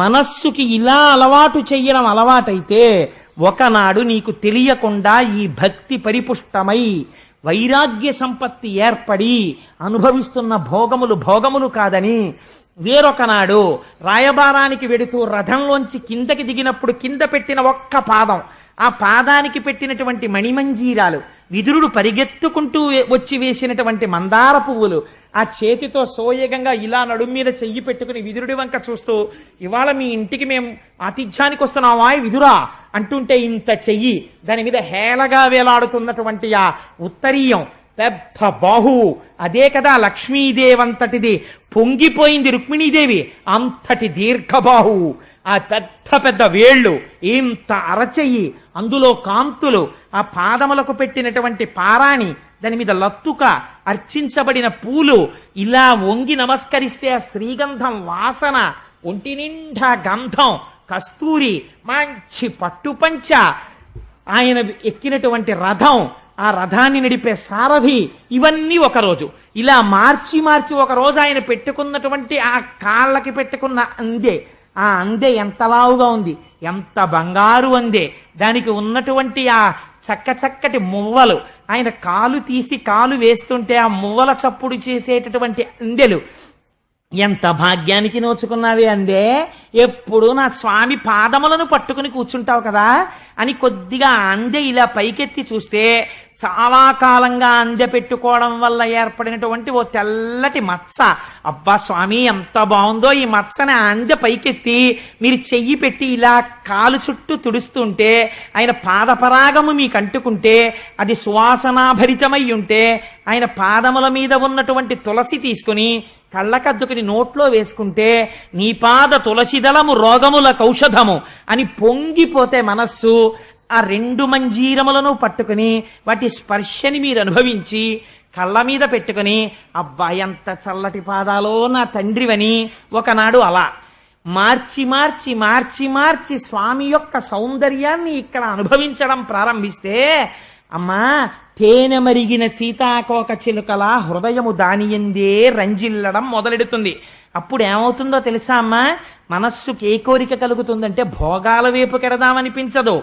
దేని మీద కోరిక కలుగుతుందంటే అమలిన భక్తి కొందరు మహాత్ములు మచ్చరణారవింద యుగ్మము హృదయంబునన్ నిలిపి కౌతుకులై ఇతరేతరానులాపముల మదీయ దివ్యతను పౌరుషముల్ కొనియాడుచుండి మోక్షము మదికోరనుల్ల నిశంబు మదర్పిత సర్వకర్ములై. అమ్మా కొంతమంది మహాభక్తులు ఉన్నారు, వాళ్ళకి ఏం పిచ్చో తెలుసా, వాళ్ళు మోక్షం అడగరు, వాళ్ళు ఏ కోరిక కోరరు, ఎప్పుడు మార్చి మార్చి మార్చి మార్చి నన్ను బట్టి పట్టేసి పైనుంచి కిందకి కింద నుంచి పైకి అదే పనిగా చూస్తుంటారు. ఆ చూడ్డంలో మాకు ఇది చాలు తండ్రి అంటుంటారు. వాళ్ళు నీకేం కావాలి అంటే మోక్షం అక్కర్లేదంటారు, ఇలా నిన్ను చూస్తూ ఉండాలంటారు. అలాగే పొంగిపోతూ నా కథలు చెప్పుకొని నా పౌరుషం చెప్పుకొని నా గురించి చెప్పుకొని పొంగిపోయే మహితాత్ములైన వాళ్ళు ఈ భూమండలంలో ఉన్నారు. ప్రయత్నపూర్వకంగా నువ్వు వాళ్ళ స్నేహం చెయ్యి. చేస్తే వాడికి అన్యమైన మాట నోటి యందు ఉండదు. వాడు నోరి విప్పితే ఇవే మాట్లాడతాడు. అలా మాట్లాడుతుంటే వాడి మాటలు వినగా వినగా వినగా వినగా నీ ధ్యానము బాగా నిలబడుతుంది, నీ మనస్సు ఈశ్వరాలంబనమును కోరుకుంటుంది. సముద్రపు తట్టడకు చూద్దామని బయలుదేరినటువంటి ఉప్పు బొమ్మ చిట్ట చివరికి సముద్రంలో కలిసిపోయినట్టు మెల్లమెల్లగా మెల్లమెల్లగా ఒక మూర్తిని పట్టుకున్నటువంటి నీకు ఈ లోకమంతటా కృష్ణుడే కనపడతాడు. ఎటు చూసినా కదిలిన ఆకులో కృష్ణుడు, విచ్చుకున్న పువ్వులో కృష్ణుడు, తులసి దళంలో కృష్ణుడు, ఎదురుగుండా కూర్చున్న వాళ్ళలో కృష్ణుడు, ఓ పిల్లాన్ని చూస్తే కృష్ణుడు, ఓ పిల్లని చూస్తే కృష్ణుడు, అంతటా కృష్ణుడిని చూడడం వచ్చేస్తే అదే భక్తి జ్ఞానముగా మారిపోయినది. ఇప్పుడు నీకు ఇంద్రియ భోగములు ఆగిపోయి లోకమంతటా కృష్ణమయం జగత్ కింద కనపడుతోంది. ఈ జ్ఞానమును ఇచ్చేవాడు కూడా ఈశ్వరుడే. దీనికే భక్తి యోగం అని పేరమ్మా. అది పరిపుష్టమవడానికి లోపల ఉండి సాక్షిగా ఉన్నటువంటి పరమాత్మ దర్శనానికి ఈ భక్తి యోగాన్ని అవలంబించాలి. ఈ భక్తితో ప్రారంభమై భోగముల యొక్క విరక్తి అనబడేటటువంటి వైరాగ్య సంపద కలిసి జ్ఞానమై అంతటా కృష్ణ దర్శనము చేసే స్థితిని పొందిన నాడు వాడు మోక్షమును పొందుతున్నాడు. లేనినాడు ఏమైపోతున్నాడో తెలుసా అమ్మా? వాడు మళ్ళీ ఇక్కడ ఇంత కష్టపడి శరీరం వదిలి అన్ని యాతనలు పడి మళ్ళీ ఒక పురుషుడి యొక్క వీర్యమునందు ప్రవేశించి ఒక స్త్రీ రేతస్సుతో కలుస్తున్నాడు. కలిసి ఎంత చిత్రం అవుతుందంటే 5 రాత్రుల తర్వాత వాడు స్త్రీ యొక్క యోనియందు బుడగగా మారుతాడు. ఎంత బాధలు పడతాడో ఆలోచించు. ఒక బుడగవుతాడు, అందులో పడి పుల్లటి కంపులో పడుంటాడు. ఆ తర్వాత 10 రాత్రుల తర్వాత ఒక రేగు పండులాగా రేగుపండంత వాడవుతాడు. 1 నెల పూర్తయ్యేసరికి తల ఏర్పడుతుంది, కింద ఏమీ ఉండదు, వేలాడుతుంటుంది అంతే. ఇది డీకంపోజ్డ్ కార్ప్స్ అంటారే, కుళ్ళిపోయిన శవం ఎలా ఉంటుందో అలా ఉంటుంది. ఇంకా కళ్ళు ఉండవు, చెవులు ఉండవు. ఈ చెవులు ఏర్పడకుండా కన్నాలుంటాయి. ఒక్క తలకాయ మాత్రం ఏర్పడుతుంది, ఇంకా చర్మం ఏర్పడదు, ఒక్క కపాలం ఏర్పడుతుంది. పరమ భయంకరమైన రూపంతో అమ్మ కడుపులో కొట్టుకుంటూ ఉంటాడు. ఆ తర్వాత 2 నెలల తరువాత చేతులు కాళ్ళు ఎముకలు కింద వస్తాయి. ఎముకలతో చేతులు, ఎముకలతో కాళ్ళు మాత్రమే ఉంటాయి. ఎముకల చేతులు, ఎముకల కాళ్లతో, పైన తలకాయతో, పుర్రెతో అలా అమ్మ కడుపులో పడుంటాడు. ఆ తర్వాత 3వ నెల అయిపోయిన తర్వాత మెల్లిగా చర్మం వచ్చి దాని మీద వెంట్రుకలు పుట్టడం మొదలవుతాయి. ఆ తర్వాత గోళ్లు రావడం మొదలెడతాయి. చిట్ట చివర 4 నెలల తర్వాత చర్మము, రక్తము, మాంసము, కొవ్వు, అస్థి, శుక్ల, మేధ అనబడేటటువంటి 7 ధాతువులు ఏర్పడతాయి. 5వ నెల పూర్తయ్యేసరికి ఆకలి ప్రారంభమవుతుంది. ఆకలి ప్రారంభమైతే అమ్మ శరీరంలోంచి ఒక నాభికి గొట్టం ఒకటి ఏర్పడుతుంది. అమ్మ తినకూడని పదార్థం తినేస్తుంది, ఈ లోపల మంటలు బయలుదేరుతాయి. అమ్మ తాగకూడనిది తాగుతుంది, లోపల పడిశం పట్టేస్తుంది. అమ్మ తినకూడనిది తింటుంది, లోపల దగ్గొస్తుంది. అమ్మ తిన్న పదార్థములో కొంత భాగము తనలోకెళ్ళి జీర్ణమై అక్కడే మలమూత్రములను విసర్జించేస్తాడు. అందులోంచి పురుగులు పుట్టేస్తాయి. పుట్టేసి చాలా కోమలమైన ఈ చర్మాన్ని కొరికేయడం మొదలెట్టేస్తాయి. తల కిందకుంటుంది, కాళ్ళు పైకుంటాయి. అమ్మ కడుపులో ఎడమ పక్కకి మాత్రమే కదులుతాడు, కుడి పక్కకి కదలడానికి ఉండదు. 4 నెలలు అలా పడుంటాడు. తిమ్మిరెక్కిపోతుంది, శరీరం పెరిగిపోతుంటుంది, ఇక కదలడానికి చోటు ఉండదు. అప్పుడు లోపల పడుకుని గాఢాంధకారం, కన్ను పొడుచుకుంటే కనపడదు. ఒక్కొక్కసారి ఎప్పుడు బయటికి పడిపోతానా అనిపిస్తుంది. నిద్రపోవడానికి ఉండదు. తల కిందకి, కాళ్ళు పైకి ఉండి ఎంతకాలం అలా పడుంటాడు. ఒక పక్క తల కిందకి ఉన్న కారణం చేత ముక్కు కిందకుంది, జీవుడు అనుప్రవేశం చేసేశాడు. పరమ దుర్గంధభూయిష్టమైనటువంటి వాసన పీలుస్తూనే ఉంటాడు. అలా పడి ఉండి ఉంటే ఈశ్వరుడు పూర్వజన్మ స్మృతినిస్తాడు. నీకు ఇలా మహోపకారం చేసి ఎన్నో జన్మలిచ్చాను, ఏమి చేశావు చెప్పని అడుగుతాడు. అప్పుడు అంటాడు, ఒకటే మాట చెప్తాడు ఇలా నమస్కరించి, ఈశ్వరా ఎన్ని జన్మలిచ్చినా ఈ ఇంద్రియములతో భోగమే అనుభవించాను. ఎప్పుడూ సంసారము నిజమనుకున్నాను. పశుప్రాయమైన సుఖానికి జీవితాన్ని గడిపేశాను. బిడ్డల్ని కన్నాను, అయిపోయింది టైము, శరీరం వదిలిపెట్టేశాను, దేహము కాలిపోయింది, మళ్ళీ చేరాను, మళ్ళీ అమ్మ కడుపులోకి వెళ్ళాను. పునరపి జననం పునరపి మరణం పునరపి జనని జఠరే శయనం ఇహ సంసారే బహుదుస్తారే కృపయా పారే పాహి మురారే అని అడుగుతాడు. అప్పుడు అయ్యా ఈ ఒక్కసారికి కృప చెయ్యి, బయటికి తోసేసేయి. అనుగ్రహించావా, బయటికి వెళ్ళి నీ పాదార వింద సంసేవనం చేసుకుని తరించిపోతాను, తోషయ్యవయ్యా అంటాడు. అంటే అప్పుడు ప్రసూతి వాయు రూపంలో స్వామి కాళ్ళని బయటికి తోయడం మొదలెడతాడు. మీరు చూడండి, కాళ్ళని పట్టుకు బయటికి తోసేస్తుంటే, నేను భాగవతం చెప్తున్నాను కాబట్టి చెప్తున్నాను, పరమ ఇరుకైనటువంటి అమ్మ యోని గుండా బయటికి త్రోయబడినప్పుడు మొట్టమొదట తల బయటికి వచ్చేస్తుంది. వచ్చేసి శరీరం లోపల ఉండిపోతుంది. క్రమక్రమంగా గొంగళి పురుగు కదిలినట్టు తోయబడుతుంటే, ఇంత వెలుతురులోకి తానొస్తే తనవారన్న వారెవరో తెలియకపోతే బయటికొచ్చి మంచం మీదో పరుపు మీదో పడిపోతే ఆ దోమలో ఈగలో నల్లులో కరిచేస్తుంటే, తనకి ఏం చెయ్యాలో తెలియక ఏడుస్తుంటే, నోట్లోకి తెచ్చి అమ్మ స్తన్యం పెట్టి పాలు పట్టేస్తుంటే, ఊపిరాడక గుటకలు వేసేస్తుంటే, ఊపిరాగిపోయినంత బాధ కలిగితే, ఒక పక్క నుంచి మాయ వచ్చి మళ్ళీ పట్టి పూర్వజన్మ స్మృతి పోతే, చెవిలోకి చీమలు దూరి కరిచేస్తుంటే, ఆకలేసి ఏడుస్తున్నాడనుకునే అమ్మ పాలు పట్టేస్తుంటే, ఒక పక్క అరికాల్లో దోమ కుట్టి గోక్కోవడం చేతకాక చెయ్యిని అక్కడ దాకా పంపడం చేతకాక ఏడుస్తుంటే, ఇలా స్వామి ఎన్ని సంవత్సరములయ్యాయో అశక్తుడనై ఏడ్చాను. అయిపోయింది, ఏదో పెరిగాను, పెద్దవాణ్ణి అయ్యాను, ఇంతపాటి యవ్వనం వచ్చింది, ఒంట్లో ఓపికుండి ఈశ్వర కైంకర్యం చెయ్యగలిగిన సమయం అంటూ ఏదైనా ఉంటే అదొక్కటే. మళ్ళీ వృద్ధాప్యం వచ్చేసిందా? వచ్చేస్తుంది కాలగతిలో, నిర్దాక్షిణ్యంగా వస్తుంది. వెళ్ళలేను, కూర్చోలేను, వినలేను, చూడలేను, ప్రార్థన చెయ్యలేను, ఒక నామము చెప్పలేను, అలా పడుంటాను. ఈ పాటి యవ్వనం వచ్చేటప్పటికా ఓపికండగా ఎన్ని తుంటరి మాటలో. నారీస్తనభర నాభీదేశం దృష్ట్వా మాగా మోహావేశం ఏతత్మాంసవసాది వికారం మనసి విచింత్య వారం వారం. కేవలం ప్రకృతి వేరొక చోట 2 చోట్ల మారింది. స్త్రీ శరీరమునందు పైన 2 చోట్ల పైకి ఉబికింది, అధోభాగమునందు లోపలికి వెళ్ళింది. ఈ పాటి వికారానికి వెర్రివాడవై తిరిగి నీ యవ్వనమంతా నాశనం చేసుకున్నావు. మళ్ళీ ప్రారంభం. లేదా ఉన్న ఓపికంతా సంపాదనకి తిరిగావు. సంపాదించకూడదని అనలేదు ధర్మశాస్త్రం, కానీ వెర్రి సంపాదనకి తిరిగావు. మళ్ళీ మొదలు. ఎక్కడ పుడతావో అమ్మా. జీవులు ఇలా తిరుగుతున్నారు. ప్రయత్నపూర్వకంగా భక్తి యోగమును అనుష్ఠానము చెయ్యాలి. చేత కాకపోతే కనీసము శ్రవణము చెయ్యడం మొదలు పెట్టాలి. వెళ్ళి అసలు నా జీవితమేమి, నేను ఎక్కడ నుంచి వచ్చాను, నా బ్రతుకేమి అన్నది తెలుసుకోవాలి. తెలుసుకోకపోతే ఎప్పటికీ మోహమునందు పడిపోయి ఉంటాడమ్మా. ఎవడు భాగవతులతో కూడి తిరుగుతున్నాడో, ఎవడు ధ్యానము లోపల చెయ్యగలుగుతున్నాడో, ఎవడు ఈశ్వరుడి యందు ఉత్సాహమును పెంచుకుంటున్నాడో, వాడు పునరావృత్తి రహిత శాశ్వత శివ సాయుధ్యమును పొందుతున్నాడు అని చెబితేట దేవహూతి దేవేంద్రాదులకు లేని భోగములు ఇంట్లో ఉన్నాయి. అది విచిత్రం. అన్ని భోగములను తిరస్కరించి ఒంటికి బట్ట నిలువుగా కట్టుకున్నానా అడ్డంగా కట్టుకున్నానా అన్నది మరిచిపోయినది అన్నారు. అలా శ్రీకృష్ణ పరమాత్మని హృదయమునందు నిలిపి ధ్యానము చేయగా చేయగా ఒకనాటికి గీత చెప్పి కపిల భగవానుడు వెళ్ళిపోయాడు.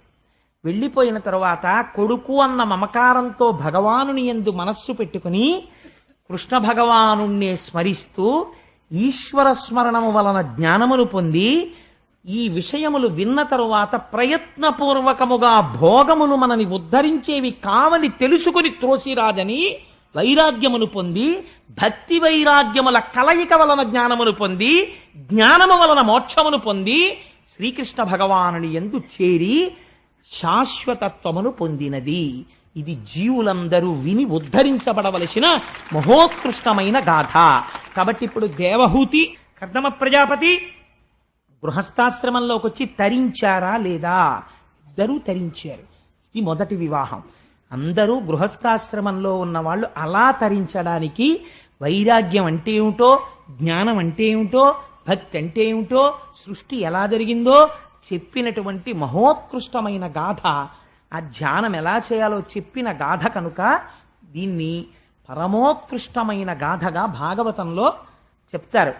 ఎవరో తప్ప, మహాపుణ్యం ఉంటే తప్ప భాగవత శ్రవణం చెయ్యరండి అంటారు. కారణం ఎందుకో తెలుసా అండి? వైరాగ్యం రావడానికి కావలసిన సంపత్తిని, భక్తి ఎలా ఉండాలో చెప్పే మార్గాన్ని జ్ఞానము ఎందుకు కలుగుతుందో మార్గాన్ని నిర్దేశనం చేసేటటువంటి పరమోత్కృష్టమైన ఆఖ్యానములను రచించి ఉన్నారు. అటువంటి గాథ ఇవాళ ఈశ్వరానుగ్రహంగా చెప్పబడింది. మనం చక్కగా ఒక్కసారి కృష్ణనామం చెప్పి బయలుదేరదాం. ఇంత విన్న తర్వాత కూడా కృష్ణనామం చెప్పడం బరువైపోతే ఇంకంతకన్నా మాయ ప్రపంచంలో వేరొకటి లేదు. అందుచేత మనం ఆ నామం చెప్పుకొని, ఈశ్వరుడు నామం చెప్పగలిగిన ఓపిక ఇచ్చినటువంటి వయస్సు కదా, అందుకని కాలగతిలో చెప్పేశాడు కదా కపిలుడు, వెళ్ళిపోతుందా ఓపిక?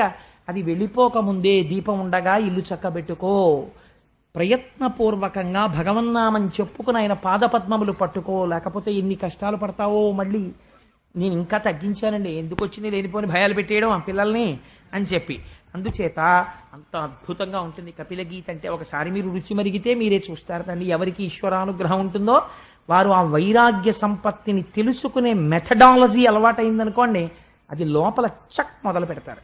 వాళ్ళు ఖచ్చితంగా కైవల్యాన్ని పొందుతారు, ఒక కర్దమ ప్రజాపతిలాగా. సరే, అందుచేత వసుదేవసుతం దేవం సుదేవసుతం దేవం కంసచాణూరమర్దనం కంసచానూరమర్దనం దేవకీ పరమానందం దేవకీ పరమానందం కృష్ణం వందే జగద్గురుం కృష్ణం వందే జగద్గురుం అతసీ పుష్పసంకాశం అతసీ పుష్పసంకాశం హారనూపురశోభితం. హారనూపురశోభితం. కంఠాలన్నీ కొంచెం గంభీరంగా, ఏదో కొంచెం భారంగా నిలబడుతున్నాయి ఇవాళ. రత్నకంకణకేయూరం, రత్నకంకణకేయూరం. ఇప్పుడు మారింది. కృష్ణం వందే జగద్గురుం. కృష్ణం వందే జగద్గురుం. మనకి భయం ఏమిటండి, ఇక్కడ స్వామి ఉండగా ఆయన పాదములు మనం పట్టుకొని ఉండగా ఆయన బాధ్యత, మన బాధ్యత ఏం లేదు. మనది మర్కట కిషోర న్యాయం, కోతిపిల్ల మంది మార్జాల కిషోర న్యాయం. పిల్లి పిల్లని పట్టుకెళ్ళాలి. అయ్యా ఈశ్వర, నాకేం చేత కాదు, శరణాగతి చేస్తున్నాను, నువ్వు నన్ను పట్టుకో అని ఇప్పుడు తెలుసుకున్నాను.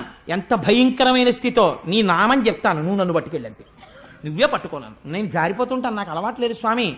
ఎన్నాళ్ళు అలవాటు అయిపోయిందో ఇంద్రియాలకి భోగాలు. ఇవాళ రాత్రి అర్జెంటుగా మారిపోమంటే కుదరదు. విన్నాను కాబట్టి నువ్వు పట్టుకో, ఇంక నుంచి నీ నామం చెప్తున్నాను అంతే. నీ పూచి పట్టుకు తీరుతాడు. ఎవరి కోసం? ఆయన వాగ్దానం చేశాడు పట్టుకుంటానని. అందుకని ధైర్యంగా సంతోషంగా చెప్పండి, ఎందుకంత భారంగా చెప్తారు? మందారగంధ సంయుక్తం మందారగంధ సంయుక్తం చారుహాసం చతుర్భుజం చారుహాసం చతుర్భుజం బర్హి పింఛావచూడాంగం కించావచూరాంగం కృష్ణం వందే జగద్గురుం. కృష్ణం వందే జగద్గురుం. ఉత్ఫుల్ల పద్మపత్రాక్షం ఉత్ఫుల్ల పద్మపత్రాక్షం నీలజీమూత సన్నిభం నీలజీమూత సన్నిభం యాదవానాం శిరోరత్నం యాదవానాం శిరోరత్నం కృష్ణం వందే జగద్గురుం. కృష్ణం వందే జగద్గురుం. రుక్మిణీ కేళీ సంయుక్తం రుక్మిణీ కేళీ సంయుక్తం పీతాంబర సుశోభితం పీతాంబర సుశోభితం అవాప్త తులసీగంధం అవాప్త తులసీ గంధం కృష్ణం వందే జగద్గురుం. కృష్ణం వందే జగద్గురుం. గోపికానాం కుచద్వంద్వం గోపికానాం కుచద్వంద్వం కుంకుమాంకితమక్షసం కుంకుమాంకిత రక్షసం శ్రీనికేతం మహేశ్వాసం శ్రీనికేతం మహేశ్వాసం కృష్ణం వందే జగద్గురుం. కృష్ణం వందే జగద్గురుం. శ్రీవత్సాకం మహోరస్కం శ్రీవత్సాకం అహోరత్వం వనమాలా విరాజితం వనమాలా విరాజితం శంఖచక్రధరం దేవం శంఖచక్రధరం దేవం కృష్ణం వందే జగద్గురుం. కృష్ణం వందే జగద్గురుం. కృష్ణాష్టకమిదం పుణ్యం కృష్ణాష్టకమిదం పుణ్యం ప్రాతరుత్థాయ పఠేత్ అతరుద్ధాయ వర్తతే. కోటి జన్మ కృతం పాపం కోటి జన్మ కృతం పాపం స్మరణేన వినశ్యతి. నశ్యతి. సర్వం శ్రీ ఉమామహేశ్వర పరబ్రహ్మార్పణమస్తు. స్వస్తి.